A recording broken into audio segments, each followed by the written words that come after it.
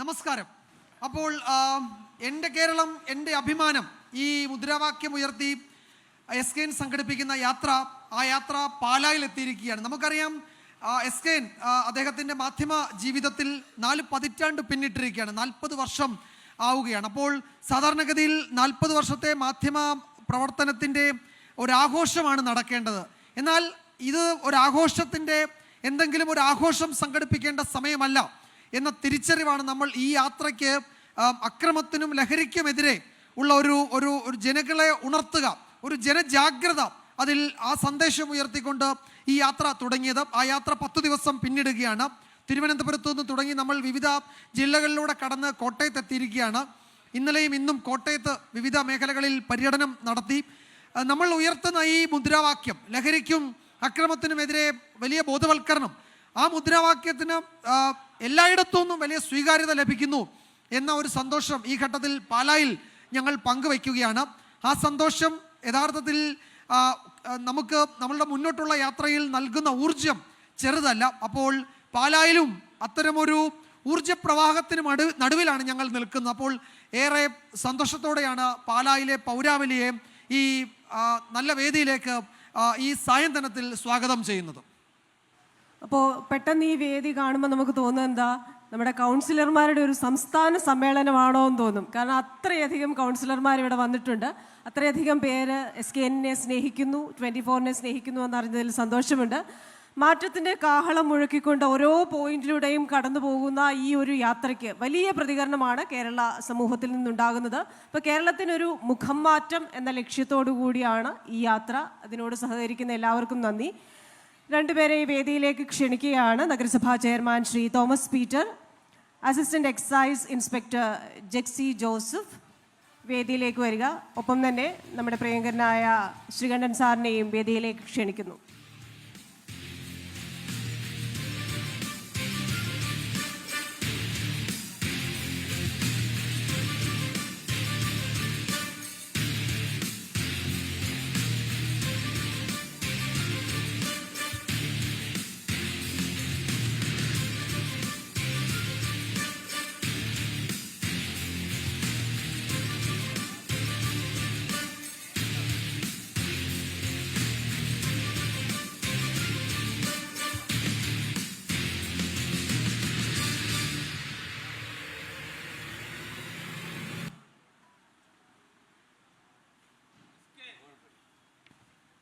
Hello,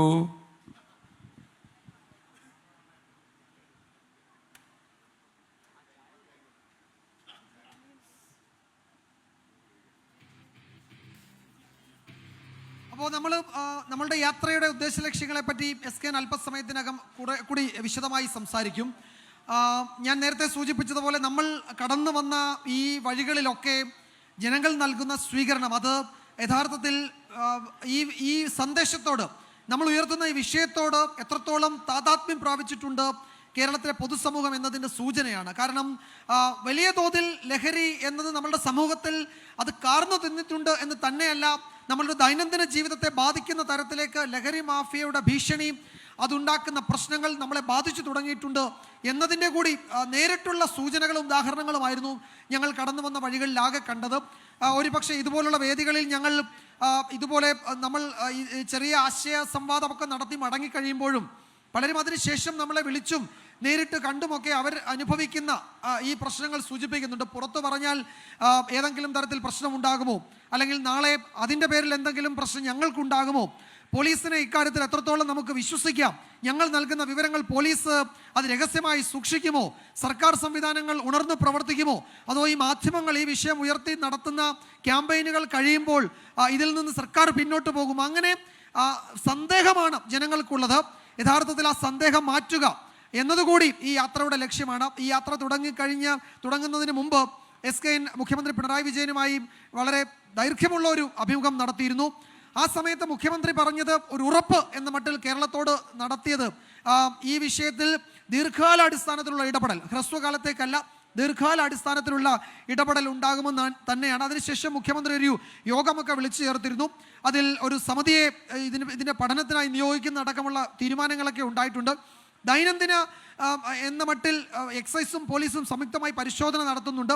അതിൻ്റെ കണക്കുകളൊക്കെ മാധ്യമങ്ങൾ വഴി ജനങ്ങളിലേക്ക് നൽകുകയും ഒക്കെ ചെയ്യുന്നുണ്ട്. അത് തുടർന്നു പോകുമെന്ന് തന്നെ നമുക്ക് പ്രതീക്ഷിക്കാം. ആ നിലയിൽ ഇനി ഏതെങ്കിലും തരത്തിൽ ഒരു ഇടപെടൽ എവിടെയെങ്കിലും പോരായ്മയുണ്ടെങ്കിൽ അത് ചൂണ്ടിക്കാട്ടാനും അവിടെ ജനങ്ങളെ അടിസ്ഥാനപരമായി ജനങ്ങൾ ഈ വിഷയത്തിൽ ഉണർന്ന് പ്രവർത്തിക്കണം, ആ ഒരു ജാഗ്രത സമൂഹത്തിലാകെ ഉണ്ടാകണം എന്ന ഒരു സന്ദേശം കൂടി നൽകുക, അതാണ് ഈ യാത്രയുടെ ലക്ഷ്യം. അതിലേക്കാണ് നമ്മൾ കടക്കുന്നത്. അപ്പോൾ കൃഷ്ണൻ, നമുക്ക് വിശിഷ്ടാതിഥികളെ സംസാരിക്കാൻ ക്ഷണിക്കാം. സ്വാഗതം ചെയ്യാം. അപ്പോൾ നമ്മുടെ ഒരു എയിം എന്ന് പറയുന്നത് സർക്കാരിൻ്റെയും പോലീസിൻ്റെയും എക്സൈസിൻ്റെയും ഒക്കെ തലവേദനയൊന്ന് കുറച്ചു കൊടുക്കുക എന്നതാണ്. ഇപ്പോൾ അവർക്കുള്ള ജോലിഭാരം കുറയ്ക്കാനായി ഈ ലഹരി ഉപയോഗം തടയാൻ എന്ത് ചെയ്യാം, നമ്മുടേതായ രീതിയിൽ ഒരു മാധ്യമവും സഞ്ചരിക്കാത്ത വഴികളിലൂടെയാണ് ഇപ്പോൾ നമ്മൾ സഞ്ചരിച്ചുകൊണ്ടിരിക്കുന്നത്. അപ്പോൾ ഇതേക്കുറിച്ച് കൂടുതൽ സംസാരിക്കാനായി assistant excise inspector Jexy Joseph സാറിനെ ക്ഷണിച്ചുകൊള്ളുന്നു.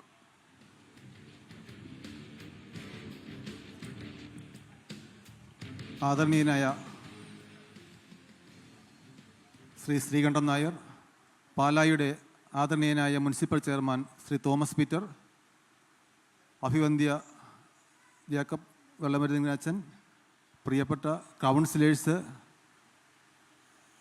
പ്രിയപ്പെട്ട നാട്ടുകാരെ, മാധ്യമരംഗത്ത് ഒരു പതിറ്റാണ്ട് മുമ്പ് തന്നെ വേറിട്ട ഒരു ശൈലിയിലൂടെ മലയാളികളുടെ മനസ്സുകളിൽ സ്ഥാനം ലഭിച്ച ശ്രീകണ്ഠൻ നായർ, അദ്ദേഹത്തെക്കുറിച്ച് പറയുമ്പോൾ ഞാനൊക്കെ TV കാണുമ്പോൾ തന്നെ അദ്ദേഹത്തിൻ്റെ ഒരു വേറിട്ട ശൈലി എന്നും ശ്രദ്ധിച്ചിട്ടുണ്ട്.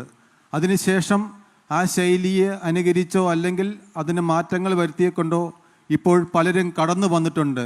എന്നിരുന്നാലും അദ്ദേഹം ഈ മലയാളികൾ നേരിടുന്ന ഈ മഹാവിപത്തിനെതിരെ ഒരു മാധ്യമ സ്ഥാപനം എന്നുള്ള നിലയിൽ ഒരു വേറിട്ട ഒരു ശൈലിയിലൂടെ വീണ്ടും ഈ അക്ഷരനഗരിയുടെ കിഴക്കൻ മേഖലയായ പാലായിലേക്ക് കടന്നു വന്നിരിക്കുകയാണ്. ഇപ്രകാരം ഒരു മലയാളികൾ നേരിടുന്ന ഇത്ര രൂക്ഷമായ ഒരു പ്രശ്നത്തെ അതിൻ്റെ അർത്ഥത്തിൽ തന്നെ മനസ്സിലാക്കിക്കൊണ്ട് അഭിമുഖീകരിച്ചുകൊണ്ട് ഇപ്രകാരം കടന്നു വന്ന ഈ അദ്ദേഹത്തെ ഹൃദയപൂർവ്വം എക്സൈസ് ഡിപ്പാർട്ട്മെൻറ്റിന് വേണ്ടി ഞാൻ സ്വാഗതം ചെയ്യുകയാണ്. അതോടൊപ്പം തന്നെ ഞാനൊക്കെ 23 വർഷം എക്സൈസിൽ സർവീസുള്ള ഒരു ഉദ്യോഗസ്ഥനാണ്. ഞങ്ങളൊക്കെ സർവീസിൽ കയറുന്ന സമയത്ത് മയക്കുമരുന്ന് കേസുകൾ എന്ന് പറയുന്നത് തുലം കുറവായിരുന്നു. അത് തന്നെയുമല്ല, മയക്കുമരുന്ന് കേസുകളിൽ ഉൾപ്പെടുക എന്ന് പറയുന്നത് ഒരു നാണക്കേടാകുന്ന ഒരു കാര്യമായിരുന്നു. എന്തെങ്കിലും പ്രായം ചെന്ന ആളുകൾ ആരെങ്കിലും ഇതുപോലെയുള്ള ലഹരികൾ ഉപയോഗിക്കുന്ന ഒരു കാലഘട്ടമായിരുന്നു ഞങ്ങളുടെയൊക്കെ സമയത്തുണ്ടായിരുന്നത്, സർവീസിൽ കയറുന്നത്. 2010കളിലേക്ക് എത്തിക്കഴിഞ്ഞപ്പോൾ ലഹരിയുടെ ഉപയോഗം വളരെ വർദ്ധിച്ചു വന്നു. പല ആൾക്കാരും ലഹരികൾ ഉപയോഗിക്കുന്നത് ഒരു ശീലമായി കഴിഞ്ഞു. അതിൻ്റെ ഒരു പ്രതിഫലനം എന്നുള്ള നിലയ്ക്ക് 2016 ഞങ്ങളുടെ എക്സൈസ് ഡിപ്പാർട്ട്മെൻറ്റ് ജനങ്ങളുടെ ഇടയിൽ ബോധവൽക്കരണത്തിലൂടെ ഈ മഹാവിപത്തിനെ ചെറുത്തു തോൽപ്പിക്കുക എന്നുള്ള ഒരു മഹത്തായ ഒരു കർമ്മ പദ്ധതി ആവിഷ്കരിച്ച് വിമുക്തി എന്ന പേരിൽ എക്സൈസ് ഡിപ്പാർട്ട്മെൻറ്റ് ഒരു പദ്ധതി ആവിഷ്കരിച്ച് അത് നടത്തി വരികയാണ്. ഞങ്ങൾക്ക് തിരിഞ്ഞു നോക്കുമ്പോൾ ഞങ്ങൾക്ക് അഭിമാനം തന്നെയേ ഉള്ളൂ. കാരണം ഞങ്ങൾ ഒരു പിടി ആളുകളെ ഈ കാര്യങ്ങളിലേക്ക് ബോധ്യപ്പെടുത്താനും അതനുസരിച്ച് പ്രവർത്തിക്കാനും കഴിഞ്ഞിട്ടുണ്ട് എന്നുള്ളത് തന്നെയാണ് ഞങ്ങൾക്കുള്ള ബോധ്യം. എന്നിരുന്നാലും ഇപ്പോഴത്തെ സാഹചര്യങ്ങൾ കാണുമ്പോൾ നമുക്ക് വളരെയധികം ദുഃഖം തോന്നുന്ന അല്ലെങ്കിൽ വിഷമം തോന്നുന്ന ഒരു സാഹചര്യമാണുള്ളത്. ഇപ്പോൾ ഇതിനുള്ള കാര്യങ്ങളെ പറ്റി പറയുമ്പോൾ ലഹരി തന്നെയാണോ കാരണമെന്നുള്ളത് തന്നെ നമ്മൾ ചിന്തിച്ചേണ്ടതാണ്. ഇപ്പോൾ നമ്മളൊരു ഡിജിറ്റൽ യുഗത്തിലാണ് ജീവിക്കുന്നത്.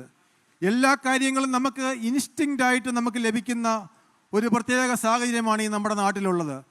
അപ്പോൾ നമ്മളുടെ വിദ്യാഭ്യാസ സമ്പ്രദായം, ഒരു കുട്ടി ഒരു സ്കൂളിലേക്ക് പോവുകയാണെങ്കിൽ തന്നെ അവൻ രാവിലെ സ്കൂളിൽ നിന്ന് ഇറങ്ങുമ്പോൾ നേരെ വണ്ടിയിലേക്ക് കയറുന്നു, സ്കൂളിൽ ചെല്ലുന്നു, തിരിച്ചു വരുന്നു. അപ്പോൾ ഇവർക്ക് ജീവിത അനുഭവങ്ങൾ വളരെ കുറവാണ്. ഇവർക്ക് ഈ ഡിജിറ്റൽ കാലഘട്ടത്തിലായിരിക്കുമ്പോൾ ഇവർക്ക് ശരിയായ രീതിയിലുള്ള ഇവരുടെ തലച്ചോറിനെ പരുവപ്പെടുത്തിയെടുക്കാൻ പലപ്പോഴും സാധിക്കുന്നില്ല. ഇവർക്ക് ക്ഷമയുടെ സഹനത്തിൻ്റെ ഒരു മാതൃക ഒരു രീതി ഇവർക്ക് ഒരിക്കലും മനസ്സിലാക്കാൻ സാധിക്കുന്നില്ല. അതുകൊണ്ടാണ് പലപ്പോഴും പല കാര്യങ്ങളും അക്രമങ്ങളിലേക്ക് തന്നെ വഴിമാറി പോകാറുള്ളത്. ഇത് പല കാരണങ്ങളുണ്ട്. അതോടൊപ്പം തന്നെ ഇൻ്റർനെറ്റ് അല്ലെങ്കിൽ മൊബൈൽ ഫോൺ പോലെയുള്ള കാര്യങ്ങളുടെ ഉപയോഗം വിദ്യാർത്ഥികളെ വളരെയധികം സ്വാധീനിക്കുന്നുണ്ട്. ഇപ്പോൾ വേറെ രീതിയിൽ പറഞ്ഞു കഴിഞ്ഞാൽ ലഹരിക്ക് ഇപ്പം ഞാൻ ഈ പാലാ ഹോസ്പിറ്റലുമൊക്കെ ആയിട്ട് വളരെ ബന്ധപ്പെട്ട് പ്രവർത്തിക്കുന്ന ഒരാളാണ്. അപ്പോൾ ഇത് കോട്ടയം ജില്ലയിലെ ലഹരി വിമുക്ത ചികിത്സാ കേന്ദ്രം എന്ന് പറയുന്നത് പാലാ ഗവൺമെൻറ് ഹോസ്പിറ്റലാണ്. അപ്പോൾ അവിടുത്തെ ഡോക്ടറുമായിട്ട് സംസാരിച്ചപ്പോൾ മനസ്സിലാക്കുവാൻ സാധിച്ചത് ലഹരിയേക്കാൾ ഉപരിയായിട്ട് തന്നെ ഇൻ്റർനെറ്റിൻ്റെ അഡിഷൻ അല്ലെങ്കിൽ ഫോണിൻ്റെ അഡിഷൻ ഇതുപോലെയുള്ള കാര്യങ്ങളാണ് നമ്മുടെ നാട്ടിൽ അതിൽ ലഹരിയേക്കാൾ കൂടുതൽ നടന്നു വരുന്നുണ്ട്. പക്ഷേ അത് നമ്മൾ പലരും ശ്രദ്ധിക്കാതെ പോവുകയാണ്. ലഹരിയുടെ കാര്യങ്ങൾ നമ്മൾ ശ്രദ്ധിക്കുന്നില്ല എന്നുള്ളത് അല്ല പറയുന്നത്. ലഹരിക്കെതിരെയുള്ള പ്രവർത്തനങ്ങളൊക്കെ ഞങ്ങൾ പ്രാഥമികമായിട്ട് തന്നെ സ്കൂളുകളിലും കോളേജുകളിലും കേന്ദ്രീകരിച്ച് ഞങ്ങൾ നടത്തിക്കൊണ്ട് വരികയാണ്. പിന്നെ ഗവൺമെൻറ് ഭാഗത്തു നിന്നുമൊക്കെ ഞങ്ങൾക്ക് ഈ കാര്യത്തിന് വളരെ സഹകരണമാണ് ഞങ്ങൾക്ക് ലഭിച്ചിട്ടുണ്ട്. എല്ലാ കാര്യത്തിനും വളരെ സഹകരണമാണ് ലഭിച്ചിട്ടുള്ളത്. ഞങ്ങൾക്ക് ലഭിക്കുന്ന പരാതികളെക്കുറിച്ച് ഞങ്ങൾ അന്വേഷണം നടത്തുകയും ഇതിൽ ഉൾപ്പെടുന്ന കുട്ടികളെയും മറ്റേ ലഹരി വിരുദ്ധ ഇപ്പോൾ സർക്കാരിൻ്റെ ഇപ്പോഴത്തെ ഒരു നയം എന്ന് പറയുന്നത് ഇതിൽ ഉൾപ്പെടുന്ന കുട്ടികളെയൊക്കെ പൂർണ്ണമായിട്ട് നമ്മൾ ശിക്ഷിക്കുക എന്നുള്ളതല്ല, അവർക്ക് രക്ഷിക്കാനുള്ള ഒരു മാർഗം നമ്മൾ കാണിച്ചു കൊടുക്കുക എന്നുള്ളത് തന്നെയാണ് ശ്രദ്ധിക്കാറുള്ളത്. അതോടൊപ്പം തന്നെ മറ്റൊരു കാര്യമാണ് ഈ നമ്മളുടെ ഇപ്പോഴത്തെ സിനിമയുടെ പോലുള്ള കാര്യങ്ങൾ. ഇപ്പോഴത്തെ ഈ അടുത്തതായിട്ട് ഇറങ്ങുന്ന കുറേ സിനിമകളുടെ ഒരു പ്രത്യേകതകൾ, അതായത് ഇപ്പോഴത്തെ പണ്ടത്തെ കാലഘട്ടങ്ങളിൽ സിനിമകൾ ഉണ്ടെങ്കിൽ അത് ഒന്നുകിൽ ഒരു പ്രേമപരമായ കാര്യങ്ങൾ അല്ലെങ്കിൽ കോമഡിപരമായ കാര്യങ്ങളായിരുന്നു ഉണ്ടായിരുന്നത്. പക്ഷേ ഇപ്പോഴുള്ള സിനിമകളെന്ന് പറഞ്ഞു കഴിഞ്ഞാൽ വയലൻസ്, അതായത് അതിതീവ്രമായ വയലൻസ് ഒരു മസ്റ്റായിരിക്കുകയാണ്. കാരണം ഇപ്പം ഐൻസ്റ്റീൻ പറഞ്ഞൊരു കാര്യമുണ്ട്, images are faster than words. അതായത് ഞാൻ ഈ പറയുന്നതിനേക്കാളോ അല്ലെങ്കിൽ നമ്മൾ എഴുതുന്നതിനേക്കാളോ വായിക്കുന്നതിനേക്കാളോ എത്രയോ ശക്തിയായിട്ട് ഇമേജസ് അവരുടെ മനസ്സുകളിൽ സ്ഥാനം പിടിക്കുന്നുണ്ട്. ഈ ഇമേജസ് ഇവരുടെ മനസ്സുകളിൽ സ്ഥാനം പിടിക്കുമ്പോൾ ഇപ്പോഴിറങ്ങുന്ന സിനിമകളിൽ പലതും വയലൻസിലേക്കാണ് ആളുകളെ കൊണ്ടുപോയിക്കൊണ്ടിരിക്കുന്നത്. അപ്പോൾ ഈ വയലൻസുകൾ ഈ കുട്ടികളെയൊക്കെ വളരെ സ്വാധീനിക്കുന്നുണ്ട്. ഇവരുടെ മാനസിക നിലവാരം വളരെ താഴ്ന്നു പോകുന്നുണ്ട് എന്നുള്ളത് യാഥാർത്ഥ്യം നമ്മൾ മനസ്സിലാക്കേണ്ട ഒരു കാര്യം തന്നെയാണെന്നാണ് എനിക്ക് നിങ്ങളോട് പറയാനുള്ളത്. പിന്നെ ഇതുമായിട്ട് ബന്ധപ്പെട്ട് ഞാൻ ഒറ്റയ്ക്ക് പറയുന്നില്ല, കൂടുതൽ കാര്യങ്ങൾ സംസാരിക്കട്ടെ, ബാക്കിയുള്ളവർ സംസാരിക്കട്ടെ. ഞാൻ എൻ്റെ വാക്കുകൾ ഉപസംഹരിക്കുകയാണ്. Thank you sir. ഇനി പാലാ നഗരസഭ അധ്യക്ഷൻ നമ്മളോട് സംസാരിക്കും.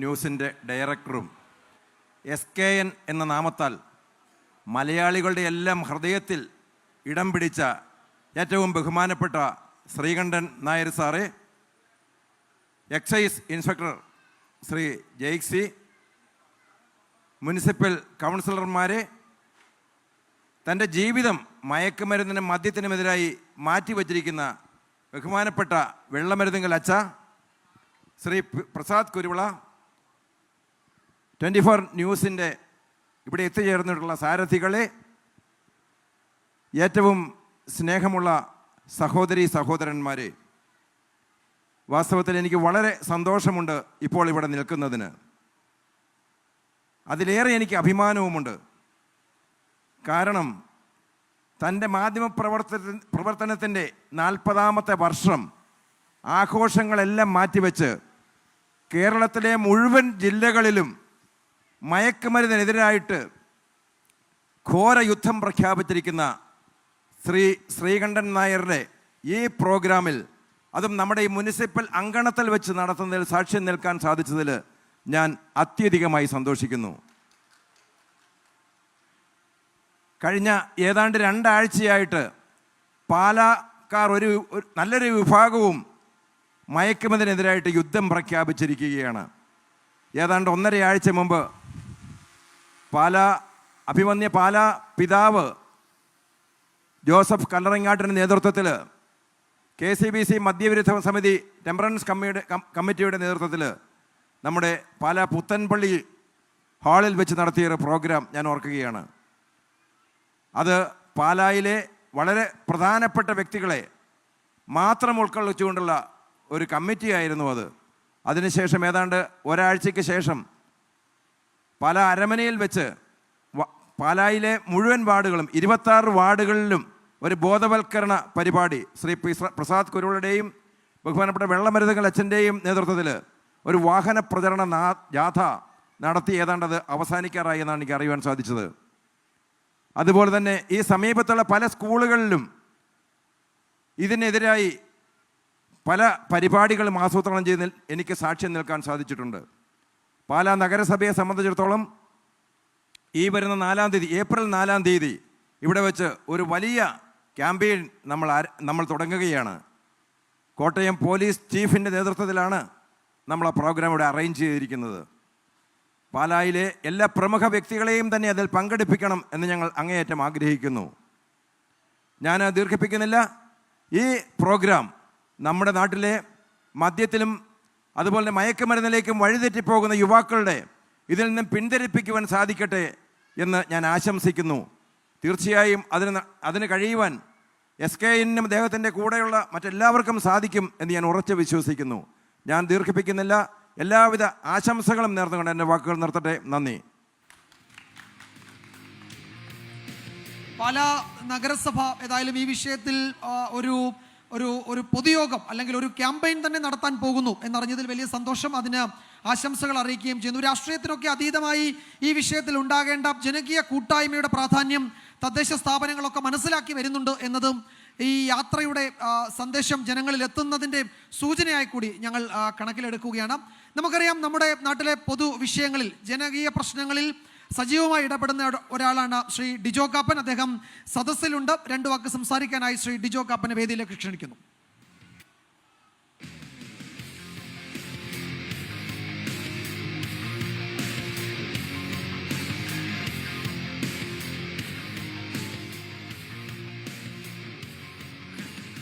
ബഹുമാനപ്പെട്ട നഗരപിതാവേ, എൻ്റെ സഹപാഠി ശ്രീ ശ്രീകണ്ഠൻ, ബഹുമാനപ്പെട്ട എക്സൈസ് ഉദ്യോഗസ്ഥന്മാരെ, ബഹുമാനപ്പെട്ട വെള്ളമരുതുകളച്ച, ബഹുമാനപ്പെട്ട കൗൺസിലേഴ്സ്, സ്നേഹിതരെ, ശ്രീകണ്ഠൻ നായർ കാര്യവട്ടം ക്യാമ്പസിൽ പഠിക്കുന്ന കാലത്ത് എനിക്ക് വോട്ട് ചെയ്ത് എന്നെ സഹായിച്ചതിന് ശേഷം ദൃശ്യമാധ്യമ രംഗത്ത് എന്നെ ഏഷ്യാനെറ്റിൽ പരിചയപ്പെടുത്തുന്ന ഒരു കടപ്പാടും ശ്രീകണ്ഠൻ നായരോടുണ്ട്.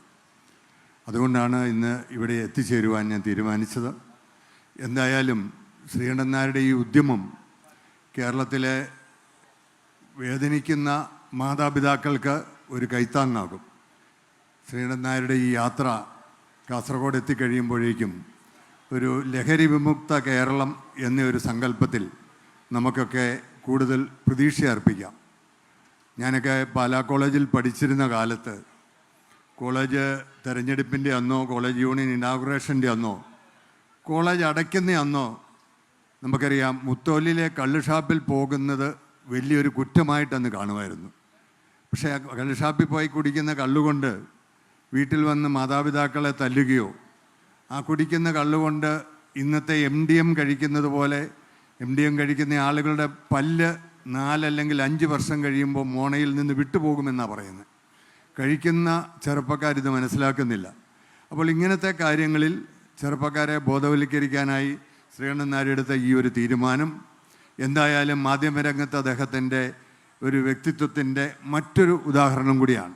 നമുക്കറിയാം, നമ്മളൊക്കെ ശ്രീകണ്ഠൻ നായരുടെ മാധ്യമരംഗത്തെ പ്രവർത്തനം നമ്മളൊക്കെ വീക്ഷിച്ചിട്ടുള്ളതാണ്. മിമിക്രി ആർട്ടിസ്റ്റുകളൊക്കെ സാധാരണ മാധ്യമരംഗത്ത് ആരെയെങ്കിലും ഇമിറ്റേറ്റ് ചെയ്യുകയാണെങ്കിൽ അത് ശ്രീകണ്ഠൻ നായരെ തന്നെയാണ്. അതിനകത്ത് അതിൻ്റേതായ ഒരു വ്യക്തിത്വം അദ്ദേഹത്തിൻ്റെ ആ പ്രകടനത്തിൽ ഉണ്ടായിരുന്നു. അതനുസരിച്ച് മറ്റു പലരും, മറ്റ് മാധ്യമപ്രവർത്തകരും ആ നിലയിലേക്ക് ചിന്തിക്കുവാൻ തുടങ്ങി. അതുപോലെ തന്നെ ഈ ശ്രീകണ്ഠൻ നായരിൽ നിന്ന് എടുത്തിരിക്കുന്ന ഈ പ്രവർത്തനം മാധ്യമരംഗത്തെ മറ്റുള്ളവർക്കും ഒരു മാതൃകയായി കേരളത്തിലെ യുവതലമുറയെ ഈ വലിയ വിപത്തിൽ നിന്ന് രക്ഷിക്കുവാനുള്ള കൂട്ടായ പ്രവർത്തനത്തിൽ നമുക്ക് ഇദ്ദേഹത്തോടൊപ്പം പങ്കാളികളാകാം. എന്തായാലും പാലായിൽ ഇങ്ങനെ ഇവിടെ എത്തിച്ചേർന്ന ശ്രീകണ്ഠൻ നായരെ പാലാ പൗരാവലിയുടെ പേരിൽ ഞാൻ പ്രത്യേകം അനുമോദിക്കുകയും ഇങ്ങനെ പാലായിൽ കൂടി കടന്നു പോകുവാൻ അദ്ദേഹത്തിൻ്റെ ഈ പ്രോഗ്രാമിൽ പാലായ്ക്കും കൂടി ഒരിടം തന്നതിന് 24നോടും അത് SKയോടും പ്രത്യേകം നന്ദിയും പറഞ്ഞുകൊണ്ട് ഈ പ്രവർത്തനത്തിൽ ഒരിക്കൽ കൂടി എല്ലാ വിജയങ്ങളും ആശംസിക്കുന്നു. നന്ദി. എല്ലാവരുടെയും കയ്യിൽ ഒരു ഫോം തന്നിട്ടുണ്ട്. അതൊന്ന് ഫില്ല് ചെയ്തിട്ട് അതിൻ്റെ ഫോയിൽ താഴത്തെ ഭാഗം കട്ട് ചെയ്തത് അവിടെ ഒരു ബോക്സ് ഉണ്ട്, ആ ബോക്സിൽ നിക്ഷേപിക്കുക. അതിൻ്റെ ബാക്കി ഭാഗം ഞങ്ങളുടെ വോളണ്ടിയേഴ്സ് എത്തും, അവരുടെ കൊടുത്താൽ മതി. ബെന്നീസ് റോയൽ ടൂർസ് നൽകുന്ന ഒരു സമ്മാനം എന്ന് വെച്ചാൽ ഒരു ക്രൂയിസ് യാത്രയാണുള്ളത്. ഓരോ ജില്ലയിൽ നിന്നും ഒരാളെ വീതമാണ് അതിലേക്ക് തിരഞ്ഞെടുക്കുന്നത്. അപ്പോൾ നമ്മൾ കോട്ടയം ജില്ലയിലെ വിജയ് ആരാണെന്ന് അല്പസമയത്തിനകം നമ്മൾ ഇവിടെ വെച്ച് തന്നെ നറുക്കെടുത്ത് അറിയിക്കും. 14 പേർക്കാണ് ആ യാത്ര, 14 ജില്ലകൾ ഒരാൾക്ക് വീതം. അപ്പോൾ കോട്ടയത്തെ വിജയ് ആരാണ്, ആ ഭാഗ്യവാൻ ആരാന്ന് അല്പസമയത്തിനകം നമുക്ക് നറുക്കെടുക്കാം. ഇനി കൃഷ്ണൻ ആരാണ് സംസാരിക്കുന്നത്? ഇനി നമ്മുടെ വെള്ളമരുതെങ്കിൽ അച്ഛൻ ഇവിടെയുണ്ട്. അപ്പോൾ അച്ഛൻ അനേർട്ടിൻ്റെ മുൻ ഡയറക്ടറാണ്, ഒപ്പം തന്നെ മദ്യവിരുദ്ധ പ്രവർത്തനങ്ങളിൽ സജീവമായി പങ്കെടുക്കുന്ന ആളാണ്, അതിന് നേതൃത്വം നൽകുന്ന ആളാണ്. അപ്പം അച്ഛനെ ഈ വേദിയിലേക്ക് ക്ഷണിക്കുന്നു.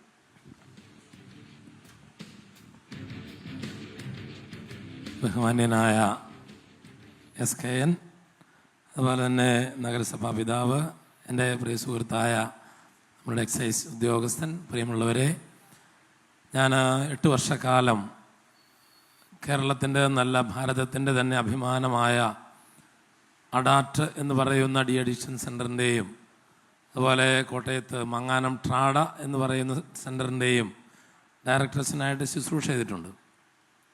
അതൊരു 8 വർഷങ്ങൾക്ക് മുമ്പിൽ, അതിൻ്റെ പിന്നിലേക്ക് ഒരു 8 വർഷമായിരുന്നു. ഞാൻ ഈ കാലഘട്ടത്തെ വലിയ ഭയത്തോടുകൂടി നോക്കി കാണുകയാണ്. കാരണം അന്നുണ്ടായിരുന്നതിൽ നിന്നും വിഭിന്നമായി, കൃത്യം പറഞ്ഞാൽ 2008-09 കാലഘട്ടങ്ങളിൽ ട്രീറ്റ്മെൻറ്റിനെത്തുന്ന രോഗികളുടെ പ്രായപരിധി 50-70 ഇടയിലായിരുന്നെങ്കിൽ 8 വർഷം കൂടി കഴിഞ്ഞപ്പോൾ അത് 25-നും 45-നും ഇടയിലേക്ക് താണു. ഇന്നിപ്പോഴത് 15-നും 35-നും ഇടയിലേക്ക് താണിരിക്കുകയാണ്. ഈ ലഹരി വസ്തുക്കൾ ഉപയോഗിക്കുന്ന സഹോദരങ്ങളുടെ അടുത്ത നിമിഷം എന്താണ് എന്ന് ആർക്കും നിർവചിക്കാനാവാത്ത വിധത്തിൽ, കണ്ടെത്താനാവാത്ത വിധത്തിലുള്ള വലിയ ഒരു അപകടകരമായ അവസ്ഥയിലേക്ക് കേരളം നീങ്ങുകയാണ്. ഇന്നിപ്പോൾ ഒരു അമ്മ എന്നെ വിളിച്ച് സങ്കടം പറഞ്ഞു. കാരണം അമ്മ 3 ദിവസമായിട്ട് വീട്ടിൽ കിടക്കുന്നില്ല, വീട്ടിൽ കിടക്കാൻ പറ്റുന്നില്ല. കാരണം ഏക മകൻ ലഹരി വസ്തു എന്താണ് ഉപയോഗിക്കുന്നത്, ലഹരി വസ്തു ഉപയോഗിച്ചിട്ട് ആ അമ്മയെ വീട്ടിൽ നിന്ന് ഇറക്കി വിടുകയാണ്. അമ്മയും മകനും മാത്രമേ ഉള്ളൂ, ഇറക്കി വിടുകയാണ്. മഴ നനഞ്ഞ് വീട്ടിൻ്റെ പരിസരത്ത് പോലും നിൽക്കാൻ സമ്മതിക്കുന്നില്ല. കൊല്ലുമെന്നാണ് പറഞ്ഞിരിക്കുന്നത്.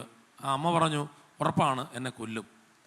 അപ്പോൾ ഈ വിധത്തിലേക്ക് കേരളത്തിൽ ഈ നാളുകളിൽ നടമാടുന്ന അപകടകരമായ സംഭവങ്ങൾ നമുക്ക് എല്ലാവർക്കും അറിയാം. അതിനെക്കുറിച്ച് ഒന്നും ഞാൻ പറയുന്നില്ല.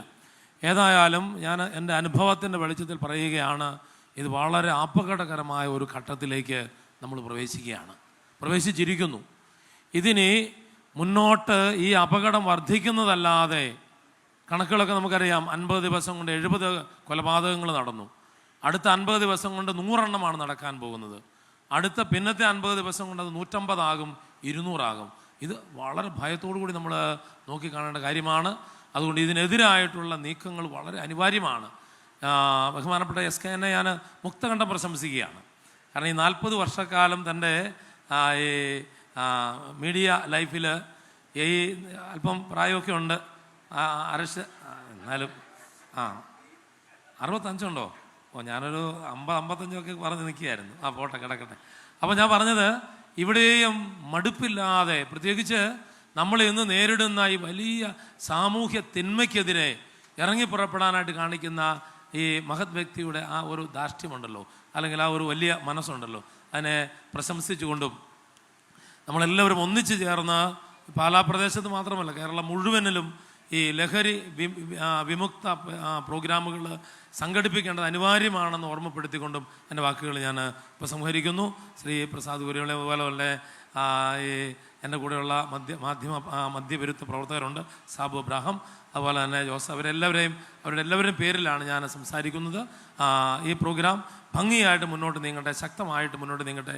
ഇത് കേരളത്തിൽ വലിയൊരു തിരിച്ചുവരവിന്, ലഹരി വിരുദ്ധ ലഹരി വിമുക്ത കേരളത്തിലേക്കുള്ള തിരിച്ചുവരവിന് ഇത് കാരണമാകട്ടെ എന്ന പ്രാർത്ഥനയോടെ, ഓർമ്മപ്പെടുത്തലോടെ. Thank you very much. Thank you father. KCBC മദ്യവിരുദ്ധ സമിതിയുടെ ചെയർമാൻ ശ്രീ പ്രസാദ് കുരുവിളയെ 2 വാക്ക് സംസാരിക്കാനായി ശ്രമിക്കുന്നു.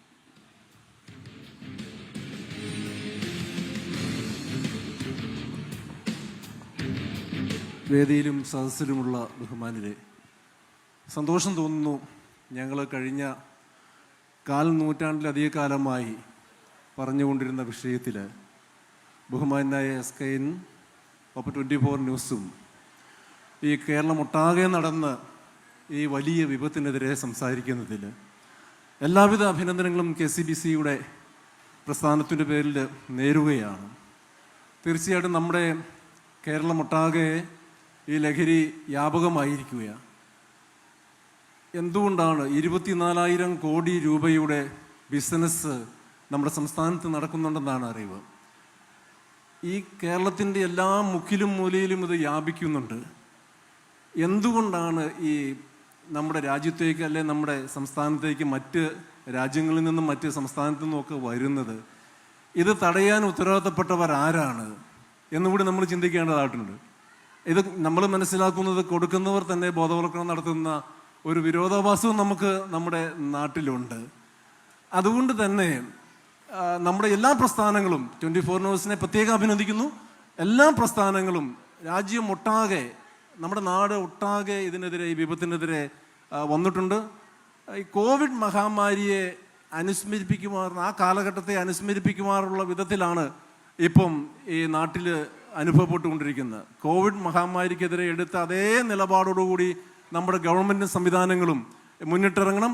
അങ്ങനെ വിപത്തിനെ തടയണം. അച്ഛനോട് സൂചിപ്പിച്ചതുപോലെ തന്നെ വളരെയേറെ പ്രവർത്തനങ്ങൾ പാലാ മേഖലയിൽ, നമ്മുടെ തോമസ് പീറ്റർ സാറ് സൂചിപ്പിച്ചതുപോലെ പാലാ മേഖലയിൽ കഴിഞ്ഞ 25 വർഷക്കാലമായിട്ട് വളരെ ശക്തമായിട്ട് പ്രവർത്തനങ്ങൾ മുന്നോട്ട് നീങ്ങുന്നു. നമ്മൾ ഏറ്റവും പേടിക്കേണ്ട ഒരു കേന്ദ്രം എന്ന് പറയുന്നത്, ഏറ്റവും പേടിക്കേണ്ട ഒരു വിഭാഗം എന്ന് പറയുന്നത് നമ്മുടെ കൊച്ചു കുട്ടികളാണ്. 8ാം ക്ലാസ്സിലും 9ാം ക്ലാസ്സിലും പഠിക്കുന്ന പെൺകുട്ടികളെ പോലും ഈ ലഹരി മാഫിയ സ്വാധീനിക്കുന്നു. ഞങ്ങളൊരു PTA പ്രസിഡന്റുമാരുടെ 150 PTA പ്രസിഡന്റുമാരുടെ 150 ഹെഡ് മാസ്റ്റർമാരുടെ ഇവിടുത്തെ നമ്മുടെ മുനിസിപ്പൽ കൗൺസിലർമാർ സാറിവിടെ സൂചിപ്പിച്ചതുപോലെ ഉള്ള വലിയ സമ്മേളനം സംഘടിപ്പിക്കുകയുണ്ടായി. അതുപോലെ നമ്മൾ ഭവനങ്ങളിൽ ചെന്ന്, നിങ്ങൾ സംഘടിപ്പിക്കുന്ന പോലെ ഞങ്ങൾ ഭവനങ്ങളിൽ ചെന്ന് ഇതുപോലെ കോഡ്ലെസ് മൈക്ക് കൊടുത്ത് അവരുടെ അഭിപ്രായങ്ങൾ അറിഞ്ഞ് നമ്മൾ ബഹുമാനായ മുഖ്യമന്ത്രിക്ക് ആ അഭിപ്രായങ്ങൾ ശേഖരിച്ച് പരിഹാര നിർദ്ദേശങ്ങൾ നമ്മൾ അറിയിക്കുന്നുണ്ട്. ഏതായാലും ഞാൻ സമയം ദീർഘിപ്പിക്കുന്നില്ല. നല്ല നിങ്ങളുടെ പ്രവൃത്തിയെ KCBC ടെമ്പറൻസ് കമ്മീഷൻ്റെ നാമത്തിൽ എല്ലാവിധ അഭിനന്ദനങ്ങളും നേരുന്നു. നിങ്ങൾ കാസർഗോഡ് എത്തുമ്പോഴത്തേക്കും ഇതിന് ഒരു എളിയ അവസ്ഥയിലെങ്കിലും ഇതിന് കുറവുണ്ടാകട്ടെ എന്ന് ഞാൻ പ്രാർത്ഥിക്കുകയും ആശംസിക്കുകയും ചെയ്യുന്നു. നന്ദി. പാലാ നഗരസഭാ കൗൺസിലർ ശ്രീ ബൈജു കൊല്ലംപറമ്പിൽ 2 വാക്ക് സംസാരിക്കും.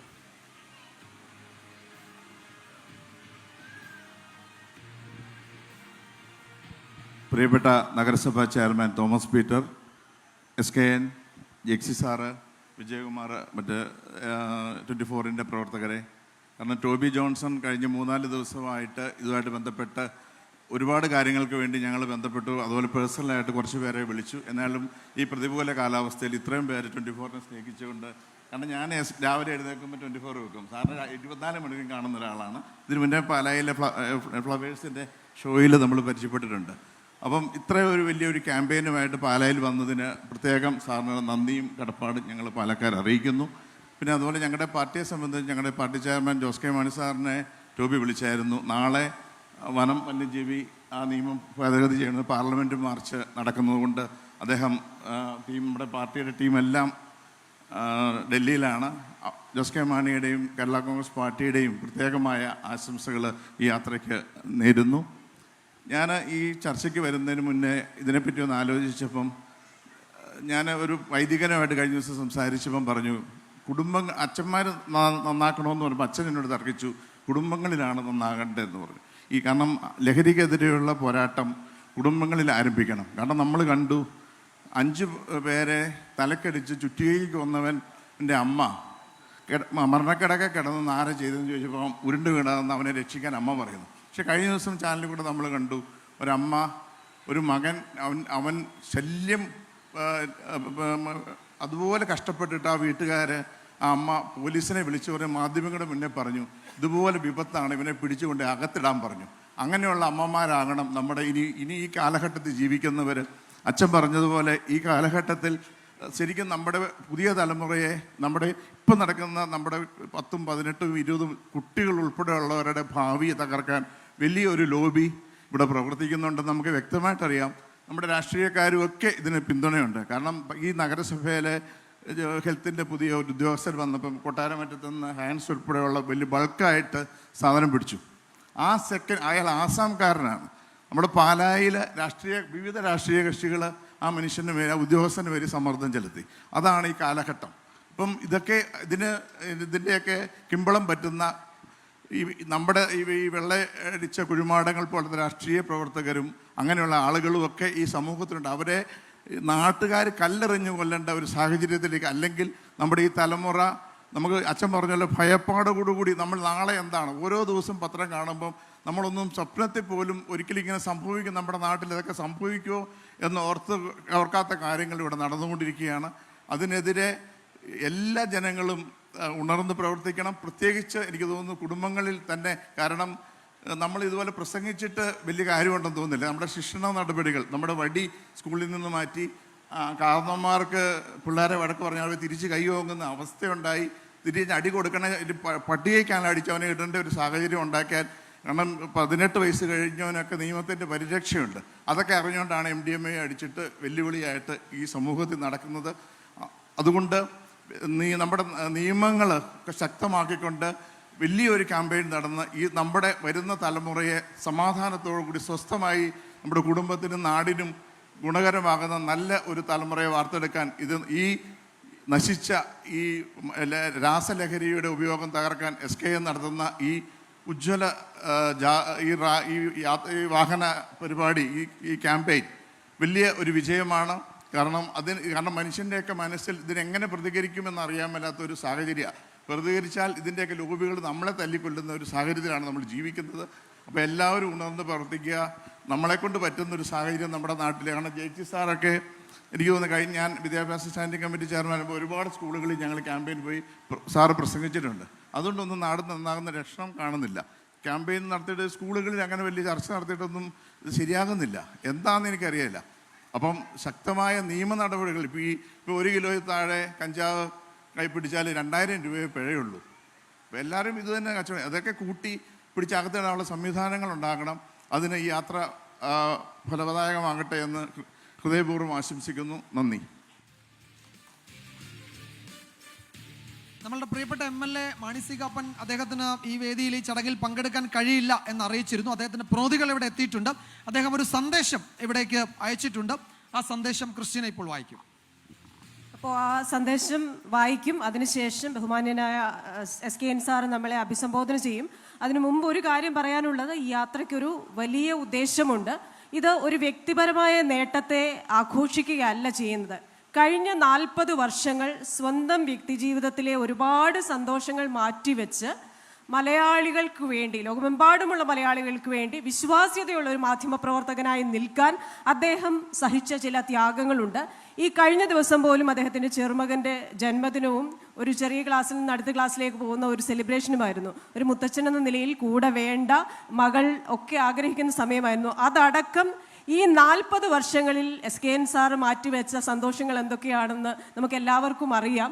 ഇന്ന് വരെ ഒരു ജന്മദിനം പോലും ആഘോഷിച്ച് ഞാൻ കണ്ടിട്ടില്ല. ഞങ്ങളുടെ സ്ഥാപനത്തിൽ എല്ലാവരും ജന്മദിനം ആഘോഷിക്കാറുണ്ട്. പക്ഷേ ഇന്നേ വരെ ഞാൻ ഞങ്ങളുടെ മേധാവി ഒരു ജന്മദിനം ആഘോഷിച്ച് കണ്ടിട്ടില്ല. അപ്പോൾ ആ 40 വർഷത്തെ വ്യക്തിപരമായ ജീവിതത്തിലെ സാക്രിഫൈസുകളുടെ ഒരു ആകത്തുക കൂടിയാണ് ഇന്ന് നമ്മൾ ഈ ഒരു സെലിബ്രേഷൻ, അതായത് സെലിബ്രേഷൻ അല്ല, ഈ ഒരു യാത്രയിലൂടെ കാണുന്നത്. അപ്പോൾ ഞാൻ പറയുന്നത് കേരളത്തിന് പുതിയൊരു മുഖം നൽകാൻ വേണ്ടി അദ്ദേഹം നടത്തുന്ന ഒരു യാത്രയാണ്. അതുകൊണ്ട് ഇതൊരു ആഘോഷത്തിലുപരി നമ്മുടെ കേരളത്തെ മാറ്റുക എന്നതാണ് പോസിറ്റീവായി. അപ്പോൾ നമുക്ക് നമ്മുടെ MLAയുടെ സന്ദേശം നോക്കാം. ലഹരിക്കെതിരെ 24 ചാനൽ നായകൻ ശ്രീ ശ്രീകണ്ഠൻ നായർ നയിക്കുന്ന കേരള യാത്രയാണ് ചരിത്രപ്രസിദ്ധമായ പാലായിൽ എത്തിച്ചേർന്നിരിക്കുന്നത്. അതിനുശേഷം അദ്ദേഹം പറയുന്നത് അദ്ദേഹത്തിൻ്റെ പാർട്ടി പ്രവർത്തകരോടുള്ള ഒരു നിർദ്ദേശമാണ്. പാലായുടെ MLA ശ്രീ മാണി സി കാപ്പന് വേണ്ടി MLAയുടെ പാർട്ടി പ്രവർത്തകർ ശ്രീ ശ്രീകണ്ഠൻ നായർ സാറിനെ ഹാരമണിയിച്ച് ആദരിക്കണമെന്നാണ് അദ്ദേഹം പറഞ്ഞിരിക്കുന്നത്. അതുകൊണ്ട് അവരെ ഞാൻ വേദിയിലേക്ക് ക്ഷണിക്കുകയാണ്. ഹാരമണിയിച്ച് ആദരിക്കാം. അതിനുശേഷം SKN സാർ നമ്മോട് സംസാരിക്കുന്നതാണ്.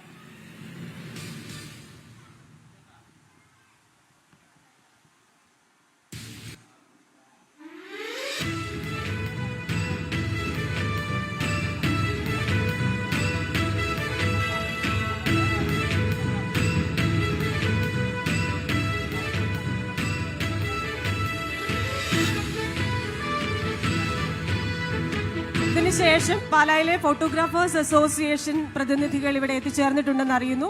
അവർക്ക് മുന്നോട്ട് വരാം. മറ്റാർക്കെങ്കിലും സാറിനെ ആദരിക്കുന്നതിനായി മുന്നോട്ട് വരണമെങ്കിൽ വരാവുന്നതാണ്.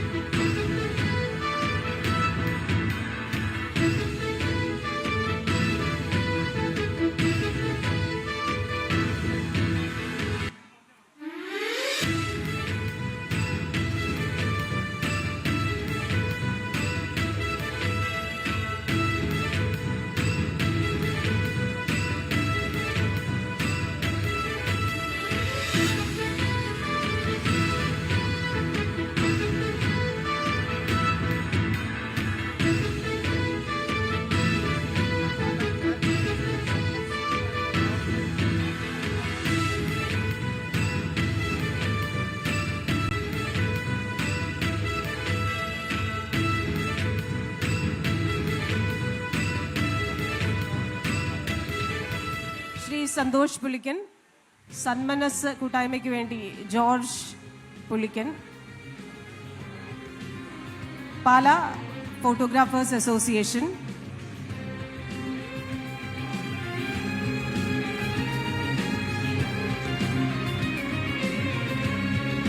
ഇപ്പോൾ ഇതിനിടെ ഒരു കാര്യം കൂടി പറയുകയാണ്. നിങ്ങളിൽ ആരെങ്കിലും ആ കൂപ്പൺ പൂരിപ്പിച്ചിടാനുണ്ടെങ്കിൽ അത് ചെയ്യുക. മനോഹരമായ ഒരു ക്രൂയിസ് യാത്രയാണ് നിങ്ങളെ കാത്തിരിക്കുന്നത്. അത് നിങ്ങൾക്കായി സ്പോൺസർ ചെയ്തിരിക്കുന്നത് നമ്മുടെ കൂടെ കുടുംബാംഗമായ ശ്രീ ബെന്നിയാണ്. അദ്ദേഹവും മകൻ എയ്ബലും ഇവിടെ എത്തിച്ചേർന്നിട്ടുണ്ട്. മറക്കാതെ ആ കൂപ്പൺ പൂരിപ്പിച്ച് ആ ബോക്സിൽ ഇടുക. ആരാണ് ഭാഗ്യവാനെന്നറിയാം, അല്ലെ ഭാഗ്യവതി.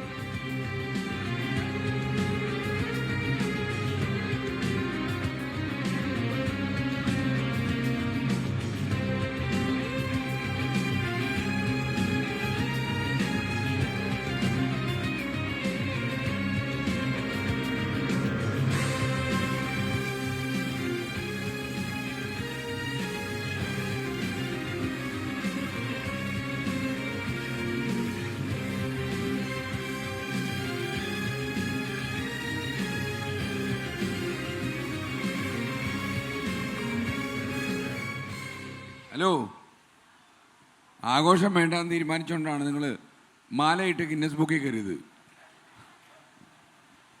പ്രിയപ്പെട്ട DO കാപ്പൻ, ചെലവായി പോണോ പലവായി പോണോ? ഓക്കെ. പ്രിയപ്പെട്ട മുനിസിപ്പൽ ചെയർമാൻ, എക്സൈസ് ഇൻസ്പെക്ടർ, പാലായിലെ പൗരപ്രമുഖർ, നിങ്ങളെയൊക്കെ ഇവിടെ കാണാൻ കഴിഞ്ഞ തന്നെ വലിയ സന്തോഷം. നിങ്ങൾക്കറിയുന്ന പോലെ നമ്മൾ ഓരോ മനുഷ്യൻ ജന്മം എടുക്കുമ്പോൾ അയാൾക്ക് ഓരോ അവതാര ലക്ഷ്യമുണ്ട്. അപ്പോൾ ഞാൻ ഇതുവരെ കരുതിയിരുന്നത് ഈ മീഡിയയിൽ ജീവിക്കാൻ വേണ്ടിയുള്ളൊരു അവതാര ലക്ഷ്യമായിരുന്നാണ്. പക്ഷേ ഞാൻ തിരുവനന്തപുരം നിന്ന് ഈ യാത്ര ആരംഭിച്ചു കഴിഞ്ഞപ്പോൾ 2-3 ജില്ലകൾ കടന്നു. തിരുവനന്തപുരം, കൊല്ലം, പത്തനംതിട്ടയൊക്കെ എത്തിയപ്പോഴേ എനിക്ക് മനസ്സിലായി കോവിഡ് പോലെയോ അതല്ലെങ്കിൽ നമ്മൾ നേരിട്ട പ്രളയം പോലെയോ വലിയൊരു വിപത്ത് നമ്മളെ വേട്ടയാടി കഴിഞ്ഞു എന്നുള്ളത്. ഞാൻ പൊതുവേ ഈ ആഘോഷത്തിൽ നിന്നൊക്കെ മാറി നിൽക്കുന്ന ഒരാളാണ്. ഞാനും ഡിജോ കാപ്പനും ഒക്കെ കാര്യവട്ടത്തെ കേരള യൂണിവേഴ്സിറ്റിയുടെ ക്യാമ്പസിൽ ഒരേ കാലം പഠിച്ചവരാണ്. അന്നൊക്കെ ഡിജോയുടെ തോളിലൊക്കെ കൈയിട്ട് ചില ആഘോഷങ്ങളൊക്കെ നടത്തിയെന്ന് ഒഴിച്ചാൽ വലിയ അപകടം പിടിച്ചൊന്നുമല്ല, പുറത്ത് പറയാവുന്ന ഇത് മാത്രമേ ഉള്ളൂ. പിന്നെ ജീവിതത്തിൽ ഇങ്ങനെ കൂടുതൽ സമയവും മീഡിയയുടെ പിന്നാലെ ആയിരുന്നു. ഓരോരോ പുതിയ വാർത്തകൾ വരും, അതിൽ നമ്മളങ്ങ് അഭിരമിക്കും, സമയം അങ്ങ് പോവും. ഞാൻ ഈ ഒരു കാര്യം വളരെ ഗൗരവത്തോടെ നിങ്ങളോട് പറയുന്നത്, നമ്മൾ ശരിക്കും ഈ ഒരു യാത്ര ആരംഭിക്കുന്നതിന് മുമ്പ് മുഖ്യമന്ത്രിയുമായി 1 മണിക്കൂറോളം ദൈർഘ്യത്തിൽ ഞാനൊരു ലൈവായിട്ടൊരു അഭിമുഖം നടത്തിയിരുന്നു. ആ അഭിമുഖം നടത്തുമ്പോഴും അദ്ദേഹത്തിനോട് ചില കാര്യങ്ങൾ പറയുമ്പോഴും ഞാൻ വിചാരിച്ചു കേരളത്തിലെ ചില നഗരപ്രദേശങ്ങളിലും ചില ക്യാമ്പസുകളിലും ചില ഗ്രാമപ്രദേശങ്ങളിലുമൊക്കെ മാത്രം പരിമിതപ്പെട്ട് നടക്കുന്നൊരു സംഭവമാണ് ഈ രാസലഹരി എന്നായിരുന്നു. അതുകൊണ്ട് തന്നെ ഞാൻ അദ്ദേഹത്തോട് കുറച്ച് ലേറ്റായിപ്പോയി, നിശ്ചിതമായ നിലപാടുകൾ എടുക്കേണ്ട സർക്കാർ എന്നൊക്കെ ചോദിച്ചു. അദ്ദേഹം കർക്കശമായ നിലപാടെടുക്കുമെന്നും ഇതിൽ കക്ഷി രാഷ്ട്രീയം ഒരു പ്രശ്നമാകില്ലെന്നും പോലീസുകാർക്ക് സ്വതന്ത്രമായി ജോലി ചെയ്യാനുള്ള അവസരം ഉണ്ടാകുമെന്ന് എന്നൊക്കെ അദ്ദേഹം പറഞ്ഞു. മാത്രമല്ല അതിൻ്റെ പിന്നാലെ നടപടികളും വന്നു. പല പോലീസ് സ്റ്റേഷനിലേക്കും സർക്കുലർ പോയി, സ്പെഷ്യൽ ബ്രാഞ്ച് സജീവമായി, കൊച്ചി പോലെയുള്ള നഗരങ്ങളിലൊക്കെ വ്യാപകമായ റെയ്ഡുകൾ അരങ്ങേറി, അതൊക്കെ ഉണ്ടായി. കോഴിക്കോടൊക്കെ റെയ്ഡ് പിടിച്ചു. കുറേ ഉറവിടങ്ങളൊക്കെ തേടിയുള്ള അന്വേഷണം മറ്റുള്ള സംസ്ഥാനങ്ങളിലേക്കൊക്കെ പോലീസ് ടീം പോകുന്നതൊക്കെ ഉണ്ട്. പക്ഷേ നമ്മളെ ഞെട്ടിക്കുന്ന ഒരു കാര്യം നേരിട്ട് ബോധ്യപ്പെട്ടപ്പോൾ ഞാൻ നിങ്ങളോട് പറയുകയാണ്. ഒരു 10% ആളുകളിൽ പോലും ഇത് ഉണ്ടാകുമെന്ന് ഞാൻ വിചാരിച്ചതല്ല. പക്ഷേ ഇത് ഒരു 300%-ലധികം വർദ്ധിച്ചുവെന്ന് എനിക്കൊരു കണക്ക് നിങ്ങളോട് പറയാൻ കഴിയും. നമ്മുടെ ചില ആൾക്കാർ എന്നോട് ചോദിച്ചു, മദ്യപാനം നല്ലതാണെന്നാണോ 24 പ്രചരിപ്പിക്കുന്നത്? ഞാൻ പറഞ്ഞതല്ല. നമ്മൾ പ്രശ്നങ്ങളെ നേരിടുമ്പോൾ നമ്മൾ മുൻഗണനാക്രമം എടുക്കണം, പ്രയോറിറ്റി ഫിക്സ് ചെയ്യണം. നമ്മളെ സംബന്ധിച്ചിടത്തോളം ഇന്ന് ഈ രാസലഹരി സാധാരണപ്പെട്ട മനുഷ്യൻ്റെ സ്വാസ്ഥ്യം കെടുത്തുമെന്ന കാര്യത്തിൽ സംശയമില്ല. ഇതിൽ കുടുംബത്തിൽ പിറന്ന തറവാട്ടിൽ പിറന്ന പിള്ളേരെന്നോ സാധാരണക്കാരൻ്റെ മക്കളെന്നോ ഒരു വ്യത്യാസവും ഞാൻ കാണുന്നില്ല. ചെറിയ കുട്ടികളെപ്പോലും വഴിതെറ്റിക്കാനുള്ള ശ്രമങ്ങൾ നമ്മുടെ നാട്ടിൽ നടക്കുന്നുണ്ട്. അതായത് 6ാം ക്ലാസ്സിലും 7ാം ക്ലാസ്സിലും പഠിക്കുന്ന കുട്ടികളെപ്പോലും ഈ മാരക ലഹരിയിലേക്ക് മാടി വിളിക്കാൻ ആളുകൾ ശ്രമിക്കുകയാണ്. ഞാൻ ഇങ്ങോട്ട് വരുമ്പം ഞങ്ങളുടെ കൂടെ ഒരു ഗവേഷണ വിങ് കൂടി യാത്ര ചെയ്യുന്നുണ്ട്. അവരുടെ ഒരു പ്രധാന ജോലി എന്താണെന്ന് ചോദിച്ചു കഴിഞ്ഞാൽ, ഇത് 30 ദിവസം കൊണ്ട് ഈ യാത്ര കാസർഗോഡ് എത്തും. ഒരു 15 ദിവസം കൂടെ കഴിഞ്ഞാൽ ഒരു 45 ദിവസമാകുമ്പോൾ തിരുവനന്തപുരത്ത് തന്നെ പറ്റുമെങ്കിൽ പ്രതിപക്ഷ നേതാവിൻ്റെ സാന്നിധ്യത്തിൽ മുഖ്യമന്ത്രിക്ക് ഞങ്ങളൊരു പഠന റിപ്പോർട്ട് കൊടുക്കുന്നുണ്ട്. കേരളം ഇക്കാലവും കണ്ട ഏറ്റവും നല്ല പ്രായോഗിക റിപ്പോർട്ടായിരിക്കണം അതെന്ന് ഞങ്ങൾക്ക് നിർബന്ധമുണ്ട്. അതുകൊണ്ട് തന്നെയാണ് ഒരു CID ഓഫീസർ ചെയ്യുന്ന പണിയാണ് ഇപ്പോൾ ഈ ഗവേഷണ വിങ് ചെയ്യുന്നത്. പ്രിൻസിപ്പൽസിനോടും സ്കൂൾ അഡ്മിനിസ്ട്രേഷനോടും ഒക്കെ നേരിട്ട് സംസാരിക്കുക, നാട്ടുകാരോട് സംസാരിക്കുക. അതുപോലെ കേരളത്തിൽ എവിടെയെങ്കിലും ഒളിവിടങ്ങളുണ്ടെങ്കിൽ നമ്മൾ പറയുക.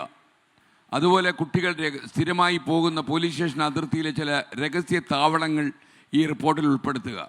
അതുപോലെ ഏതെങ്കിലും ആക്രാന്തം കൊണ്ട് പൈസ ഉണ്ടാക്കണമെന്ന് തീരുമാനിച്ച് ഏതെങ്കിലും മുതലാളിമാർ ഇതിൻ്റെ പിന്നാലെ ഇറങ്ങിയിട്ടുണ്ടെങ്കിൽ, പൊതുപ്രവർത്തകർ വേഷം കെട്ടി ഇതിനകത്ത് ഭാഗഭാക്കാകുന്നുണ്ടെങ്കിൽ അവരുടെ പേര് വിവരവും ടെലിഫോൺ നമ്പറും ഉൾപ്പെടെ നമ്മൾ ഈ റിപ്പോർട്ടിൽ ഉൾപ്പെടുത്താൻ തീരുമാനിച്ചിട്ടുണ്ട്.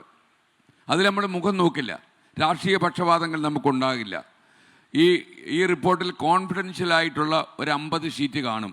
ആ 50 ഷീറ്റ് കൈക്കിട്ടിയാൽ മുഖ്യമന്ത്രിക്ക് സ്ഥിരീകരിച്ചിട്ട് ഉടൻ തന്നെ നടപടികൾ സ്വീകരിക്കാൻ പറ്റുന്ന രീതിയിൽ ആയിരിക്കും നമ്മൾ ആ റിപ്പോർട്ട് കൊടുക്കുക. ബാക്കിയുള്ള രഹസ്യ സ്വഭാവമില്ലാത്ത വിവരങ്ങളെല്ലാം നമ്മൾ പരസ്യപ്പെടുത്തുകയും ചെയ്യും. ഇതാണ് നമ്മുടെ ഐഡിയ. അപ്പോൾ എന്തുകൊണ്ട് നമ്മൾ ഇത്രയും കടുത്തൊരു തീരുമാനം എടുത്തു എന്ന് ചോദിച്ചാൽ, ഈ നാട് കുട്ടിച്ചോറാക്കാൻ പോകുന്ന ആർത്തി മൂത്ത് വട്ടായ കുറേ ആളുകൾ കേരളത്തിലുണ്ട്. നമ്മളെപ്പോഴും പറയുമ്പോൾ ഇത് അന്തർദേശീയ മാഫിയ ശൃംഖലയാണ് ഇതൊക്കെ കേരളത്തിലേക്ക് ഒഴുക്കി വിടുന്നത്. കർണാടക സംസ്ഥാനം ബാംഗ്ലൂർ പോലെയുള്ള പട്ടണത്തിൽ നിന്ന് ഒരുപാട് ഈ രാസലഹരി കേരളത്തിലേക്ക് ഒഴുകുന്നുണ്ട്. ഈ അടുത്തിടെ നമ്മുടെ ബാംഗ്ലൂർ റിപ്പോർട്ടർ ഈ ബാംഗ്ലൂർ സിറ്റി പോലീസ് കമ്മീഷണറെ ഒരു കാര്യത്തിനായിട്ട് കണ്ടപ്പോൾ കുറേ മോഷ്ടാക്കളെയും ഒക്കെ അന്വേഷിച്ച് പോയതാണ് നമ്മുടെ റിപ്പോർട്ടർ. അന്വേഷിച്ച് പോയപ്പോൾ അങ്ങേര് നമുക്കൊരു സർട്ടിഫിക്കറ്റ് തന്നു. ബാംഗ്ലൂരിലെ കമ്മീഷണർ കന്നഡക്കാരനാണ്, കർണാടക സ്വദേശിയാണ്. അയാൾ പറഞ്ഞു, കേരളത്തിലെ ആൾക്കാർ നല്ല ആളുകളാണ് കേട്ടോ. ഈ 10 പേരെ പിടിക്കുമ്പോൾ 8 പേര് മലയാളികളാണ്. അതുകൊണ്ട് മലയാളികൾക്ക് സന്തോഷം പകരുന്നൊരു പ്രഖ്യാപനം പുള്ളി നമ്മുടെ റിപ്പോർട്ടർ നടത്തി. അവിടെ കേരളീയർക്ക് വേണ്ടി മാത്രം ഒരു ജയിൽ തുറക്കാൻ പോകുമെന്ന് പറഞ്ഞു. അവിടെ മലയാളികളെ മാത്രമേ പ്രവേശിപ്പിക്കൂ. ഒരു ഭക്ഷണമൊക്കെ കഴിച്ച് അവിടെ കിടക്കണമെന്നാണ് പറയുന്നത്. കാര്യം സർവ്വ കൊള്ളരുതായ്മയ്ക്കും മലയാളികളുണ്ട് അവിടെ. നഴ്സിങ്ങിനൊക്കെ പഠിക്കാൻ പോകുന്ന പെൺകുട്ടികളൊക്കെ തന്നെ കമ്മീഷണറുടെ വാക്കുകളെ വിശ്വസിക്കാമെങ്കിൽ ഞെട്ടുന്ന രീതിയിലുള്ള പ്രവർത്തനങ്ങളാണ് അവിടെ കാഴ്ചവെക്കുന്നത്. വളരെ ബുദ്ധിമുട്ടി അധ്വാനിച്ച് ജീവിതത്തിൻ്റെ രണ്ടറ്റവും കൂട്ടിമുട്ടിക്കാൻ പാടുപെടുന്ന ആൾക്കാർ ജീവിതത്തിൽ അവൾ നഴ്സായാൽ വയസ്സാം കാലത്ത് എന്തെങ്കിലും ഒരു ആശ്വാസം തനിക്ക് കിട്ടുമെന്നൊരു ഒറ്റ വിശ്വാസത്തിൽ ഈ കുട്ടികളെ പഠിക്കാൻ അയച്ചിരിക്കുക. പക്ഷേ അവിടെ ചെന്ന് ഈ കുട്ടികൾക്ക് രാപകൽ ഭേദമന്യേ അവർ ചെയ്യുന്നതൊക്കെ നമുക്ക് പുറത്തു പറയാൻ പറ്റത്തില്ല. എല്ലാ കുട്ടികളും അങ്ങനെയാണെന്നല്ല ഞാൻ പറയുന്നത്. ഏതെങ്കിലും കുട്ടികളെ പഠിക്കാൻ അയച്ച അമ്മയും അച്ഛനും ബോധം കെട്ട് വീണിട്ടും കാര്യമില്ല. ചില യാഥാർത്ഥ്യങ്ങളാണത്. ഞാൻ നമ്മുടെ ഗവേഷണ വിഭാഗം ഈ MDMA കുറിച്ചൊക്കെ ചില അന്വേഷണം നടത്തിയിട്ട് എന്നോട് പറയുകയായിരുന്നു, ഇപ്പോൾ കോളേജുകളിലൊക്കെ ഇതിൻ്റെ പേര് മാറിയിട്ടുണ്ടെന്നാണ് പറയുന്നത്. അതായത് എക്സസി എന്നതിൻ്റെ പേര്. മലയാളത്തിൽ പറഞ്ഞാൽ ഹർഷോന്മാദം എന്ന് പറയും. സാധാരണ സന്തോഷം അല്ലത്, അത് ഉന്മാദാവസ്ഥയിലുള്ള ഒരു സന്തോഷമാണ്. അതിൻ്റെ പേരിപ്പോൾ അങ്ങനെ പോലും എക്സസി എന്നാണ് ഈ സാധനത്തിന് സ്കൂളിലെയും കോളേജിലെയും പിള്ളേർ പേരിട്ടിരിക്കുന്നത്. നിങ്ങൾ അറിയേണ്ട ഒരു കാര്യം, എന്താണ് ഈ രാസലഹരി, ഈ MDMA? അത് കഴിച്ചാൽ ഒരു മനുഷ്യനുണ്ടാകുന്ന മാറ്റം എന്താണ്? വെറും മദ്യം പോലെയല്ല. കുടിച്ച് ബോധം കെട്ട് പോയാലും നമുക്ക് തലവഴിയെ കുറേ വെള്ളമൊക്കെ എടുത്തൊഴിച്ച് നമ്മുടെ മോരും വെള്ളമൊക്കെ കുടിപ്പിച്ച് കഴിഞ്ഞാൽ ചില മദ്യപന്മാർ നേരെ എണീറ്റ് വരുന്നുണ്ടല്ലേ. ഇതങ്ങനെ എണീറ്റ് വരത്തില്ല. ഈ അടുത്ത കാലത്ത് ചില ഡി അഡിക്ഷൻ സെൻറ്ററിൽ പോയിട്ട് ചില ഇങ്ങനെയുള്ള കുട്ടികളെ ഞാൻ നേരിട്ട് കണ്ടിട്ടുണ്ട്. നിങ്ങൾ പേടിച്ചു പോവും അവരെ കണ്ടു കഴിഞ്ഞാൽ. എല്ലും കോലുമായി ഈ നമ്മുടെ വയസ്സാം കാലത്ത് ആൾക്കാർ ഭക്ഷണമൊന്നും കഴിക്കാതെ കോലം കെട്ട് പോകില്ലേ, അതുപോലെ കോലം കെട്ട് കണ്ണൊക്കെ ഇങ്ങനെ പുറത്തേക്ക് ഇറങ്ങി വരുന്നത് കാണാം. നമ്മളെ കാണുമ്പോൾ പേടിക്കും. നമ്മുടെ കണ്ണുകൾ നോക്കി സംസാരിക്കില്ല. നമ്മൾ അങ്ങോട്ട് നോക്കിയാൽ അവർ കണ്ണെടുക്കും. അപ്പോൾ മാത്രമല്ല എന്തോ ഒരു പരിഭ്രാന്തി, വല്ലാത്ത ഹാലുസിനേഷൻസ്, ഭ്രമാത്മക ചിന്തകൾ, പരിഭ്രാന്തി, വിചിത്രമായ സ്വഭാവ രീതി. നമ്മളൊരു മനോരോഗിയെ കാണുമ്പോൾ ഈ കടുത്ത മനോരോഗമുള്ള ഒരാൾ എന്തൊക്കെ കാര്യങ്ങൾ പ്രകടിപ്പിക്കുമോ അതിൻ്റെ 100 ഇരട്ടി കാര്യങ്ങൾ വിചിത്രമായി പെരുമാറ്റത്തിലൂടെ ഇവർ പ്രകടിപ്പിച്ചെന്ന് വരും. നമുക്കറിയാം ഒരു മനുഷ്യൻ്റെ ജീവിതത്തിൽ ഏറ്റവും ദൈന്യാവസ്ഥ എന്താണെന്ന് ചോദിച്ചാൽ അയാൾ ചെയ്യുന്നത് അയാൾ അറിയാതെ പോകുന്നതാണ്. ഒരു മനോരോഗിക്ക് അങ്ങനെയാണ്. മനസ്സും തലച്ചോറും തമ്മിലുള്ള വൈദ്യുത ബന്ധം തകർന്നു പോകും. ആ കണക്ഷൻ തകർന്നു പോകുന്നതോടെ അവൻ എന്ത് ചെയ്യുന്നു എന്ന് അവൻ അറിയില്ല. ഇതേ ഒരു അവസ്ഥയാണ് ഈ MDMA കഴിച്ചാൽ. നിങ്ങൾക്ക് അറിയുമെന്ന് അറിയില്ല, പെൺകുട്ടികളൊക്കെ തന്നെ നമ്മൾക്ക് പുറത്ത് പറയാൻ പറ്റാത്ത സ്ഥലത്തേക്ക് ഇത് കയറ്റി വയ്ക്കുന്നുണ്ട്. പെട്ടെന്ന് ശരീരത്തിലേക്ക് ഈ ലഹരി കയറാൻ വേണ്ടി. നമ്മുടെ പിള്ളേരൊക്കെ എത്ര വളർന്നു പോയി നമ്മൾ ആലോചിക്കും. നമ്മുടെ ഈ നെയ്യാറ്റിൻകരയ്ക്ക് അടുത്ത് പാറശാല എന്ന് പറഞ്ഞ സ്ഥലത്ത് ഇതുപോലെ ഈ യാത്രയുടെ ഭാഗമായിട്ട് പോയപ്പോൾ അവിടുത്തെ പഞ്ചായത്ത് പ്രസിഡന്റ് പറയുകയായിരുന്നു, ഞങ്ങളുടെ പള്ളിക്കൂടം വരാന്തയിലെല്ലാം കൂളെന്ന് പറഞ്ഞൊരു മിഠായി വിറ്റുകൊണ്ടിരിക്കുക. ആ കൂൾ മിഠായിയുടെ ഒരു പ്രത്യേകത എന്ന് പറഞ്ഞാൽ അതിനകത്ത് ലഹരി കയറ്റിയിട്ടുണ്ട്. ചെറിയൊരു സാമ്പിൾ വെടിക്കെട്ട്. അപ്പോൾ ഈ ലഹരി കയറ്റിയ കൂൾ മിഠായി ഈ പാറശാലയുടെ മാത്രം പ്രതിഭാസമാണെന്ന് ഞാൻ വിചാരിച്ച്. സ്കൂൾ വരാന്തയിൽ ചില ചേട്ടന്മാർ നിൽക്കും, ചില അമ്മാവന്മാർ നിന്നിട്ട് ഇവർ മാടി വിളിക്കും കുട്ടികളെ. സ്നേഹത്തോടെ പറയും, ഒരു മിഠായി എന്നാ മോൾ കഴിക്കുമോ, മോൻ കഴിക്കുമോ എന്ന് ചോദിക്കും. കുട്ടികളല്ലേ, അവരെ വാങ്ങിച്ച് കഴിക്കും. 3-4 ദിവസം ആകുമ്പോൾ കുട്ടികൾക്ക് ഇത് അഡിക്ഷൻ ആവും. ഒരു 5-6 ദിവസം ആകുമ്പോൾ ഈ ലഹരിയുടെ സാമ്പിൾ ഒന്ന് കൂട്ടും, അതിൻ്റെ ഇൻറ്റൻസിറ്റി കൂട്ടും. അത് കഴിയുമ്പോൾ ഈ കുട്ടികൾ ഇത് അന്വേഷിച്ച് ചെല്ലും, ഈ സാധനം ഈ മിഠായി ഇവിടെ കിട്ടുമെന്ന്. പത്തനംതിട്ടയെ വെച്ച് ഞാൻ ഞെട്ടിപ്പോയി. അവിടുത്തെ ഒരു കോളേജിലെ അധ്യാപകൻ എന്നോട് പറഞ്ഞു, ഈ വരാന്തയിലും കൂൾ മിഠായി ഉണ്ടെന്ന് പറഞ്ഞു. കോട്ടയത്ത് വന്നപ്പോൾ അവിടെയുണ്ട് കൂൾ മിഠായി. അപ്പോൾ ഇതിൻ്റെ മോഡസ് ഓപ്പറാൻഡി ഒന്നാണെന്ന് നമ്മൾ മനസ്സിലാക്കുന്നു.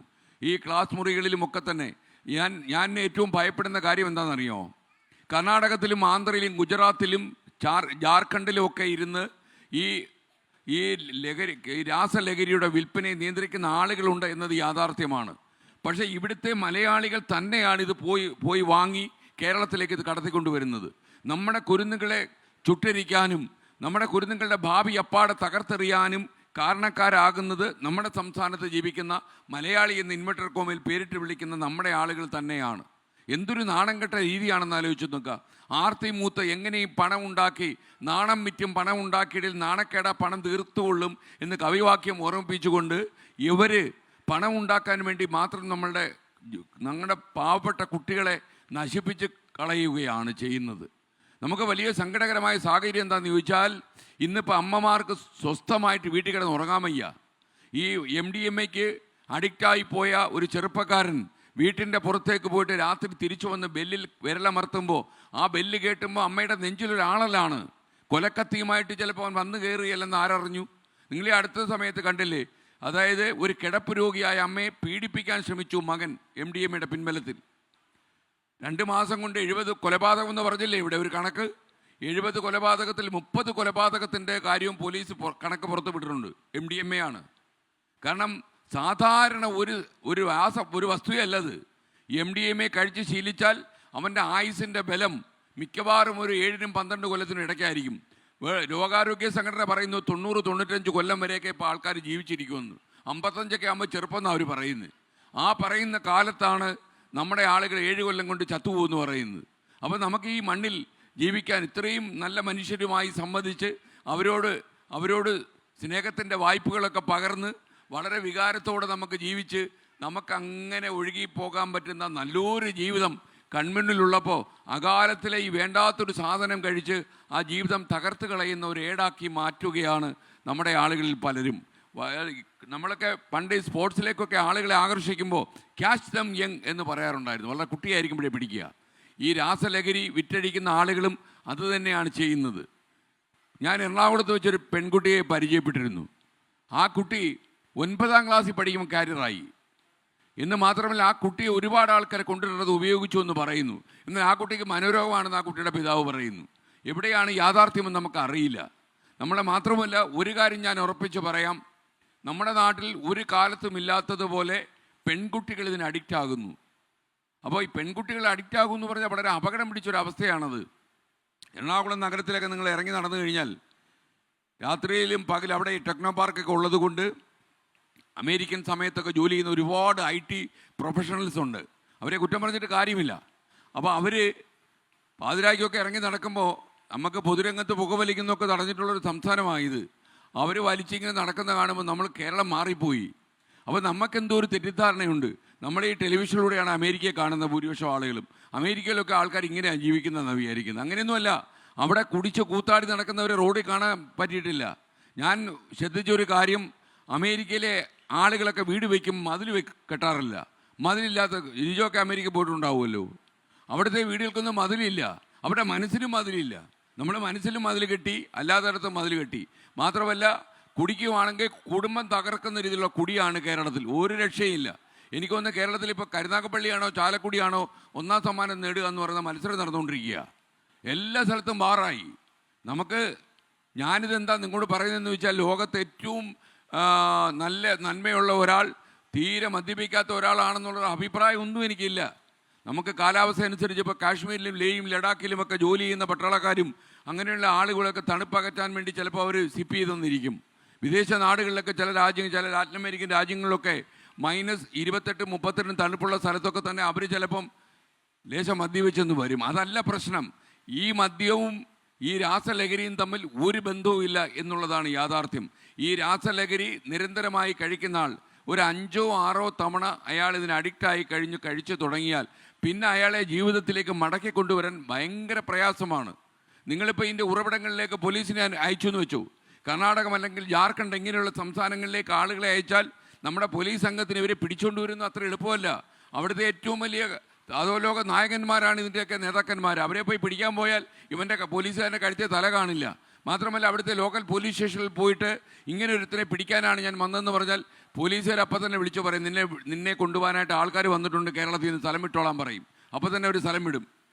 നിങ്ങൾ ഒരു കാര്യം അറിഞ്ഞോളൂ, നമ്മുടെ കേരളത്തിൽ ശാസ്താംകോട്ട DB കോളേജിൻ്റെ വരാന്തയിൽ മനോഹരമായൊരു ദൃശ്യം ഞങ്ങളെയൊക്കെ ആകർഷിച്ചു. അവിടെ ഒരു മുളങ്കാട് കണ്ടു. മുളങ്കാട് നല്ല സൂപ്പർ മുളങ്കാടാണ് കേട്ടോ. നമ്മുടെ എങ്ങോട്ട് മുളങ്കാട്ടിലേക്ക് ക്യാമറ വെച്ചാലും നല്ല മനോഹരമായ ലാവണ്യം ഒഴുകുന്ന ഫ്രെയിം കിട്ടുമെന്ന് വിചാരിച്ച് ഞങ്ങൾ അതിൻ്റെ അകത്തോട്ടൊന്ന് കയറിപ്പോയി. അപ്പോഴാണ് പിന്നിൽ നിന്നൊരാൾ പറയുന്നു, ഈ മുളങ്കാട്ടിലാണ് MDMA ഉപയോഗിക്കുന്ന ആൾക്കാർ വരുന്നതെന്ന്. രാവിലെ 9 മണിക്ക് വരും, രാത്രി 8 മണി വരെ. ആൺകുട്ടികളും പെൺകുട്ടികളും വ്യത്യാസമില്ലാതെ അവിടെ തന്നെ ഉണ്ട്. ശാസ്താംകോട്ട കോളേജിലെ കുട്ടികൾ അതിൽ കുറവാണെന്നാണ് പറയുന്നത്. വെളിയിലുള്ള സ്കൂളിൽ നിന്നുള്ള കുട്ടികളും മുതിർന്ന ആൾക്കാരും വരികയാണ്. അപ്പോൾ അവിടെ എക്സൈസിൻ്റെ ഒരു ഉദ്യോഗസ്ഥൻ അവിടെ ഉണ്ടായിരുന്നു. അദ്ദേഹത്തിനോട് ഞാൻ ചോദിച്ചു, നിങ്ങളുടെ കൺമുന്നിലല്ലേ ഇത് നടക്കുന്നത്, എന്നിട്ട് നിങ്ങളൊന്നും ചെയ്തില്ലേ എന്ന് ചോദിച്ചപ്പോൾ അദ്ദേഹം പറഞ്ഞു, നിരപരാധി ആ മനുഷ്യൻ എന്നോട് പറയുകയാണ്, ഈ മുളങ്കാടിൻ്റെ തൊട്ടടുത്താണ്, ഇപ്പോൾ ഇതുപോലെ തൊട്ടടുത്താണ് ശാസ്താംകോട്ട കായൽ, ഏറ്റവും വലിയ ശുദ്ധജല തടാകം. ഈ കുട്ടികളെടുത്ത് ഈ തടാകത്തിൽ ചാടി കുട്ടിക്ക് എന്തെങ്കിലും പറ്റിപ്പോയി എൻ്റെ തൊപ്പിയും പോയി എൻ്റെ ജീവിതം പോകത്തില്ല എന്നാണ് ചോദിക്കുന്നത്. ഇത് പോലീസുകാരോട് സംസാരിച്ചപ്പോൾ അവരും ഇത് തന്നെയാണ് പറയുന്നത്. ഇപ്പോൾ ഏതോ ഒരു കുട്ടി നേരത്തെ കണ്ട് എടുത്ത് ചാടി എന്ന് പറഞ്ഞു. ഞാൻ അവരോട് പറഞ്ഞ ഉദാഹരണം മറ്റൊന്നാണ്, ഞാൻ 1-2 സ്ഥലത്ത് അത് പറഞ്ഞു. അതായത് കാർഗിൽ യുദ്ധം ഉണ്ടായ നമുക്ക് ഓർമ്മയുണ്ട്.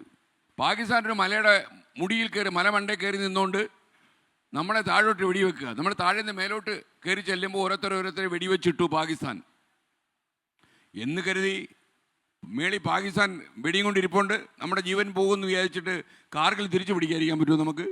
നമ്മളതുകൊണ്ട് കയറിപ്പോയി. ഏറ്റവും കൂടുതൽ ഓഫീസേഴ്സ് നഷ്ടമായ ഒരു യുദ്ധമായിരുന്നു കാർഗിൽ, നിങ്ങൾക്ക് അറിയാം. അവിടെ അവസാനം ഇന്ത്യൻ എയർഫോഴ്സ് കാർപ്പറ്റ് ബോംബിംഗ് നടത്തുകയും ഈ അവരുടെ ഫുഡ് സപ്ലൈ മുഴുവൻ നമ്മുടെ നേവി കട്ട് ചെയ്യുകയും ചെയ്തിട്ടാണ് പാകിസ്ഥാനെ നമ്മൾ മര്യാദ പഠിപ്പിച്ച് കാർഗിൽ മോചിപ്പിച്ചെടുത്തത്. അപ്പോൾ ഞാൻ പറഞ്ഞു, ഒരു സമൂഹ നന്മയെ കരുതി ഒരു തീരുമാനം നിങ്ങൾ എടുക്കുമ്പോൾ അതിൽ അത്യാഹിതങ്ങളുണ്ടാകും. ഇപ്പം എന്നെ പോലെ ഒരു 4 പേരെ, ഒരു മാധ്യമപ്രവർത്തകരെ ഒരിടത്ത് 4 ഭീകരവാദികൾ പിടിച്ചു വെച്ചിരിക്കുകയെന്ന് വെച്ചു. അവിടെ ഒരു അറ്റാക്ക് നടത്താതെ എന്നെ എങ്ങനെ മോചിപ്പിക്കും? അപ്പോൾ അതിൽ കാഷ്വാലിറ്റി ഉണ്ടാകുന്ന സ്വാഭാവികമാണ്. അപ്പോൾ ഞാൻ പറഞ്ഞു, അത് നിങ്ങൾ ഭയക്കരുത്, നിങ്ങൾക്ക് നിയമവാഴ്ച ഉറപ്പ് വരുത്താൻ ഇതുണ്ട്. അപ്പോൾ ഈ ശാസ്താംകോട്ട കോളേജും കഴിഞ്ഞിട്ട് നമ്മളവിടെ കുട്ടികളോടൊക്കെ പറഞ്ഞു, നിങ്ങളൊക്കെ പലപ്പോഴും പല ആൾക്കാരും ആവശ്യപ്പെടാറുണ്ട് ഈ രാഷ്ട്രീയ കക്ഷികളും രാഷ്ട്രീയ പ്രവർത്തനവും ക്യാമ്പസുകളിൽ നിരോധിക്കണമെന്ന്. ഒരിക്കലും ശരിയല്ലെന്നാണ് ഞാൻ പറയുന്നത്. ക്യാമ്പസുകളിൽ കുട്ടികളുടെ സംഘടന ഉത്തരവാദിത്തോടെ പ്രവർത്തിക്കുകയാണെങ്കിൽ തീർച്ചയായിട്ടും ഒരാൾക്ക് പോലും ഈ ക്യാമ്പസിൽ ഇങ്ങനെയുള്ള വിഷമാലിന്യങ്ങൾ തൂക്കാൻ പറ്റില്ല. പക്ഷേ ഇതിനകത്തുള്ളൊരു പ്രശ്നം പറ്റിയത്, ഈ സംഘടനകളിൽ ബന്ധമുള്ള ആളുകൾ തന്നെ ഇതിൻ്റെ കച്ചവടക്കാരായി മാറി. കളമശ്ശേരി പോളിടെക്നിക് കോളേജിൽ നിങ്ങൾ അന്വേഷിക്കുക, വിദ്യാർത്ഥി സംഘങ്ങളിൽ പ്രവർത്തിക്കുന്ന ഒരു വിദ്യാർത്ഥി അതിലുണ്ട്. ഞാനൊരു സംഘടനയും കുറ്റം പറയാൻ ആളല്ല, കാര്യം സംഘടനയ്ക്കൊന്നും അതിനകത്ത് ഉത്തരവാദിത്തമില്ല. അതാ വാട്സപ്പിൽ ആ കുട്ടി പോലീസ് പിടിച്ചെടുത്തപ്പോൾ ആ വാട്സപ്പിൽ കളമശ്ശേരിയിൽ 250 ഗ്രാം, കളമശ്ശേരി ഈസ്റ്റിൽ 350 ഗ്രാം കണക്കെഴുതി വെച്ചിരിക്കുകയാണ്. അവൻ കച്ചവടക്കാരനാണ്. അവിടുത്തെ വിദ്യാർത്ഥി സംഘടനയുടെ നേതാവ് കച്ചവടക്കാരനാണ്. ഈ കേരളത്തിലെ പല കോളേജുകളിലും ഇപ്പോഴും പോലീസ് കയറാൻ മറയ്ക്കുന്ന ചില കോളേജ് ക്യാമ്പസുകൾ കേരളത്തിലുണ്ട്. ആ ക്യാമ്പസിലൊക്കെ പോലീസ് ധൈര്യസമേതം കടന്നു ചെല്ലണം. ഒരു പ്രിൻസിപ്പലിൻ്റെ അനുമതിക്കായിട്ട് കാത്തു നിൽക്കരുത്. കാര്യം കേരളം കഴുത്തറ്റം മുങ്ങിക്കഴിയുമ്പോൾ നിങ്ങൾ മനുഷ്യാവകാശത്തെക്കുറിച്ച് പറഞ്ഞിട്ട് യാതൊരു കാര്യവുമില്ല. നിങ്ങൾ ഇനിയും ഈ കോളേജ് ക്യാമ്പസുകളിൽ കുട്ടികൾ MDMA ഉപയോഗിക്കുവാനും ആ ക്യാമ്പസിലേക്ക് കടന്നു ചെന്നാൽ എൻ്റെ തൊപ്പി തെറിച്ചു പോകുമെന്ന് ഒരു പോലീസ് ഓഫീസർ കരുതുകയാണെങ്കിൽ ആ പോലീസ് ഓഫീസർ ഈ പണിക്ക് കൊള്ളാത്തവനെന്ന് ഞാൻ പറയും. കാരണം സംസ്ഥാന മുഖ്യമന്ത്രി എന്നോട് പറഞ്ഞിട്ടുണ്ട്, ആ അഭിമുഖത്തിൽ പറഞ്ഞിട്ടുണ്ട്, ഒരു കക്ഷി രാഷ്ട്രീയക്കാരനും ഇക്കാര്യത്തിൽ പോലീസ് സ്റ്റേഷനിൽ ഇടപെടാൻ പാടില്ലെന്ന് അദ്ദേഹം പറഞ്ഞിട്ടുണ്ട്. ഞാൻ ചോദിച്ചു, അങ്ങിത് ആത്മാർത്ഥതയോടെ പറയുകയാണോ എന്ന് ചോദിച്ചു. അത് പറഞ്ഞു, അദ്ദേഹം പറഞ്ഞു. മാത്രവുമല്ല, നമ്മൾ കൊടുക്കുന്ന റിപ്പോർട്ട് മെറിറ്റ് അടിസ്ഥാനത്തിൽ പരിഗണിച്ച് അതിനകത്ത് പറയുന്ന കാര്യങ്ങൾ പരിശോധിക്കുമെന്നും അദ്ദേഹം ഉറപ്പ് നൽകിയിട്ടുണ്ട്. ഞാൻ അദ്ദേഹത്തിൻ്റെ വാക്കുകളെ വിശ്വസിക്കുന്നു. മാത്രവുമല്ല, കേരളത്തിലെ പോലീസ് സംവിധാനത്തിനും എക്സൈസ് സംവിധാനത്തിനും അദ്ദേഹം നൽകിയിട്ടുള്ള സ്വാതന്ത്ര്യം വളരെ കൂടുതലാണ്. ഒരു ലൈസൻസ് പോലെ ഇപ്പോൾ അവർക്ക് പ്രവർത്തിക്കാം. ഭരണഘടനാ സ്ഥാപനങ്ങളാണ് ഇതൊക്കെ, സ്റ്റേറ്റിൻ്റെ മെഷീനറികളാണ്. ഇതൊക്കെ അനുസരിച്ച് പ്രവർത്തിച്ച് കേരളത്തിലെ ചില കോളേജുകളിൽ, ചില പൊന്നാപുരം കോട്ട പോലെ കിടക്കുന്ന ചില കോളേജുകളിലേക്ക് ധൈര്യസമേതം നമ്മുടെ പോലീസ് കടന്നു വരണം. അവരൊരാളോടും അനുമതി ചോദിക്കരുത്. ഞാൻ പറയുന്നത്, അവരിട്ടിരിക്കുന്ന യൂണിഫോമിനോടും അണിയുന്ന തൊപ്പിയോടും അവർക്ക് ആദരവുണ്ടെങ്കിൽ അവർ ഈ ക്യാമ്പസിലേക്ക് കയറി ചെല്ലണം. കാരണം ഈ ക്യാമ്പസുകളാണ് പല സ്ഥലങ്ങളിലും കുട്ടികൾക്ക് അപകടം ഉണ്ടാക്കുന്നത്. നിങ്ങളൊന്ന് ആലോചിച്ച് നോക്കുക. ഞാൻ ഈ ശാസ്താംകോട്ട കോളേജിൻ്റെ കാര്യം പറഞ്ഞില്ലേ, അവിടുത്തെ ഈ മുളങ്കാട്ടിലേക്ക് നമ്മൾ ചെല്ലുമ്പോൾ ഒരാൾ എന്നോട് പറയുമായിരുന്നു, അന്ന് രാവിലെ വാട്സപ്പിലൊരു സന്ദേശം പോയി. ഇതെല്ലാം വാട്സപ്പ് വഴിയാണ് ഭരണം. വാട്സപ്പിൽ സന്ദേശം പോയത് SKN ഇറങ്ങിയിട്ടുണ്ട്, അതുകൊണ്ട് ഇന്ന് മുളങ്കാട്ടിലേക്ക് പോകണ്ടെന്ന്. അവരെല്ലാം അവിടെ ചുറ്റുവട്ടത്തൊക്കെ ഉണ്ടായിരുന്നു. ഞാൻ വേറൊരു കോളേജിൽ ഇങ്ങനെ പ്രസംഗിച്ചുകൊണ്ട് നിൽക്കുമ്പോൾ അവിടുത്തെ പ്രിൻസിപ്പൽ എന്നോട് പറയുക, ഏറ്റവും ദൂരെ നിൽക്കുന്ന ആ 17 പേരും MDMA-കാരാണ്. അവർ ദൂരെ നിന്ന് പ്രസംഗം ഇട്ടുകൊണ്ടിരിക്കുക. ഞാൻ ഈ MDMA-യെക്കുറിച്ച് പറയുമ്പോൾ എൻ്റെ പുച്ഛത്തോടെ എൻ്റെ മുഖത്ത് നോക്കി നിൽക്കുക അവർ. നിങ്ങളൊന്ന് ആലോചിച്ച് നോക്കുക. ഇത് വല്ലതും കേരളത്തിൽ നമ്മൾ സ്വപ്നം കണ്ട കാര്യങ്ങളാണോ? എനിക്കൊന്ന് മാത്രമേ നിങ്ങളോട് പറയാനുള്ളൂ. സംഘടിത ബലം കൊണ്ട്, സംഘശക്തി കൊണ്ട് നമ്മൾ കോവിഡിനെ നേരിട്ട ആൾക്കാരാണ്, പ്രളയത്തെ നേരിട്ട ആൾക്കാരാണ്. കേരളത്തിൽ ഇപ്പോൾ ഒരു അസാധാരണ സാഹചര്യമുണ്ട്. അതായത് അമ്മമാർക്ക് വീട്ടിൽ സ്വസ്ഥമായി കിടന്നുറങ്ങാൻ പറ്റാത്ത അവസ്ഥയാണ്. ഏത് സ്കൂളിൽ പോയ കുട്ടി, 14-15 വയസ്സ് പ്രായമുള്ള കുട്ടി MDMAക്ക് അഡിക്റ്റായി അവൻ വീട്ടിലേക്ക് മടങ്ങി വരുമ്പോൾ കതക് തുറക്കാൻ മടിക്കുന്ന അമ്മ, ബ്ലാക്ക് ബോർഡിൽ സാരി ഉടുത്ത് എഴുതാൻ പറ്റാത്ത അധ്യാപിക, ക്ലാസ് മുറിയിൽ നിൽക്കുന്ന ടീച്ചറെ കാണുന്നത് മറ്റൊരു കണ്ണോടെയാണ് കുട്ടികൾ. ഈ ഒരു അവസ്ഥ നമ്മുടെ നാട്ടിൽ സംജാതമായി. നമ്മളൊക്കെ സ്കൂളിലൊക്കെ പഠിച്ചവരല്ലേ. അപ്പോൾ നമ്മളിത് വളരെ ഗൗരവത്തോടെ കണ്ടില്ലെങ്കിൽ ഒരു വലിയ തലമുറ നമുക്ക് നഷ്ടമാകുമെന്ന് മാത്രമല്ല, നമുക്ക് സ്വസ്ഥതയോടെ സമൂഹത്തിൽ ഇറങ്ങി നടക്കാൻ കഴിയില്ല. ഇന്നെന്താ അവസ്ഥ? നമ്മളൊരു വണ്ടി ഓടിച്ച് പൊതുനിരത്തിലൂടെ പോകുന്ന സമയത്ത് ആരെങ്കിലും കാറ് കൊണ്ടുവന്ന് തട്ടിയാൽ നിങ്ങൾ ഡോറ് തുറന്ന് പുറത്തിറങ്ങിയ രാത്രി നേരത്താണെങ്കിൽ ചിലപ്പോൾ അവൻ കൊച്ചു വിച്ചാത്തി കുത്തിക്കളയും. ചിലപ്പോൾ ചിലപ്പോൾ ഗ്ലാസിൻ്റെ മേളിൽ കൂടെ കൈയിട്ട് കുത്തിക്കളയും. അതുകൊണ്ട് നിങ്ങൾ രാത്രിയിലൊക്കെ പോകുമ്പം ഒരു 11 മണിയൊക്കെ കഴിഞ്ഞാൽ വണ്ടി ഒന്ന് തട്ടിയാൽ താങ്ക് യു എന്ന് പറഞ്ഞിട്ട് പോവുകയും ചെയ്യാവൂ. വർക്ക്ഷോപ്പിൽ ചിലവാക്കുന്ന പൈസയെ പോകൂ. അല്ലെങ്കിൽ ചിലപ്പം ചങ്കിനായിരിക്കും, പള്ളയ്ക്ക് അവൻ കീറിക്കളയും ചിലപ്പോൾ. കാര്യം അവനല്ല ചെയ്യുന്നത്. MDMAയുടെ രാസലഹരി പെട്ടുപോയ ഒരാൾ ക്രൂരമായ കൊലപാതകം ചെയ്യുന്നെങ്കിൽ അയാളല്ലത് ചെയ്യുന്നത്. അതുകൊണ്ട് അയാളോട് പ്രതികാരം ചെയ്തിട്ട് ഒരു കാര്യവുമില്ല. നമ്മൾ 2 പ്രശ്നമാണ്. ഒന്ന്, ഉറവിടം തേടി നമ്മൾ നശിപ്പിക്കണം. കേരളത്തിൽ നിന്ന് മറ്റു സംസ്ഥാനങ്ങളിലേക്ക് പോയി ഈ പാക്കറ്റുകളിലാക്കി ഈ രാസലഹരി കേരളത്തിലേക്ക് കടത്തുന്നവനെ മുഴുവൻ തൃശ്ശൂരിലും പൂജപ്പുരയിലുള്ള സെൻട്രൽ ജയിലിൽ പാർപ്പിക്കണം. നമ്മൾ എത്രയോ വൃത്തികെട്ടവന്മാരെ ജയിലിൽ പാർപ്പിച്ച് നമ്മുടെ കാശ് കൊടുക്കുന്നുണ്ട്. നമ്മുടെ നികുതി പണത്തിൽ നിന്നാണല്ലോ ജയിലെല്ലാം സംരക്ഷിക്കുന്നത്. കാപ്പൻ ഇതിനെക്കുറിച്ച് കുറച്ചുകൂടെ അറിയാം. അപ്പോൾ നമ്മൾ കുറച്ച് പൈസയും കൂടെ ചിലവാക്കണം. യവന്മാരെ പുറത്തിറക്കാൻ കൊള്ളത്തില്ല. നമ്മുടെ കോടതികളും നമ്മുടെ പോലീസ് സ്റ്റേഷനും, ഇപ്പോൾ കോടതിയിലൊക്കെ പോയാൽ മിക്ക കേസിനും ജാമ്യം കിട്ടും. പോലീസ് സ്റ്റേഷനിൽ പോയി കഴിഞ്ഞാൽ പോലീസ് അവർ ഇപ്പോൾ എൻ്റെ അടുത്ത് ഇന്നോ ഇന്നലെയൊക്കെ 2 പോലീസ് ഓഫീസേഴ്സ് പറയുമായിരുന്നു, നിങ്ങളുടെ ഈ യാത്രയ്ക്കൊരു സ്വാധീനം ഉണ്ട് കേട്ടോ, ടി വിയിലെ കാണിക്കുന്നുണ്ടോ. ഞാൻ ചോദിച്ചു എന്താ അതെങ്ങനെ മനസ്സിലായി എന്ന് ചോദിച്ചാൽ പറഞ്ഞു, പണ്ടൊക്കെ എൻ്റെ മകൻ MDMA ആയിട്ട് ബന്ധമുണ്ടെന്ന് പറയാൻ ഒരു പിതാവ് പോലും ധൈര്യം കാണിച്ചിരുന്നില്ല.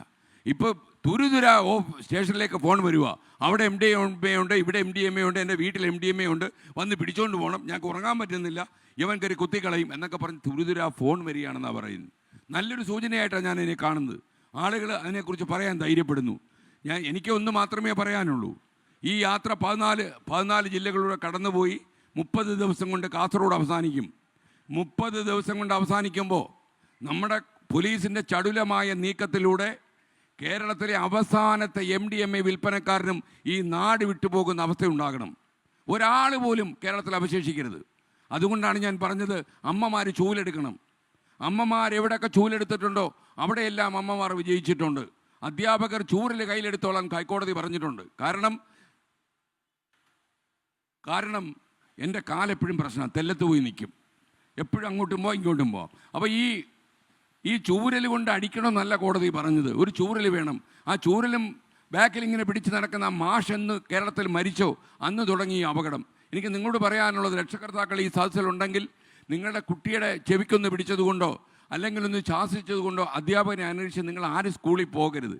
വലിയ നാണക്കേടാ അത് കേട്ടോ. കാര്യം ഒരു അധ്യാപകൻ ഒരു കുട്ടിയെ കൊലപ്പെടുത്താൻ തീരുമാനിക്കില്ല. പിന്നെ നിങ്ങളുടെ കുട്ടിക്ക് എന്തെങ്കിലും അപകടം ഉണ്ടെങ്കിൽ മാത്രമേ അവർ ചൂരൽ കഷായമൊക്കെ ചെയ്യൂ. അപ്പം നിങ്ങൾ തിരക്കിപ്പോയി നിന്നെ ഞാൻ കാണിച്ചു തരാടാ, ഞാൻ ആരാന്ന് നിനക്ക് മനസ്സിലായിട്ടുണ്ടോ, ഞാൻ നിന്നെ കോടതി കയറ്റും എന്നൊക്കെ പറഞ്ഞ് സ്കൂൾ വരാന്തയിൽ പോയി വെല്ലുവിളിക്കുന്ന ഒരു പിതാവ് ചെയ്യുന്ന അപകടം എന്താണെന്നറിയാമോ? അധ്യാപകൻ ഒരു പണിയും ചെയ്തില്ലെങ്കിലും 30-ാം ദിവസം കൃത്യമായിട്ട് ശമ്പളം കിട്ടും.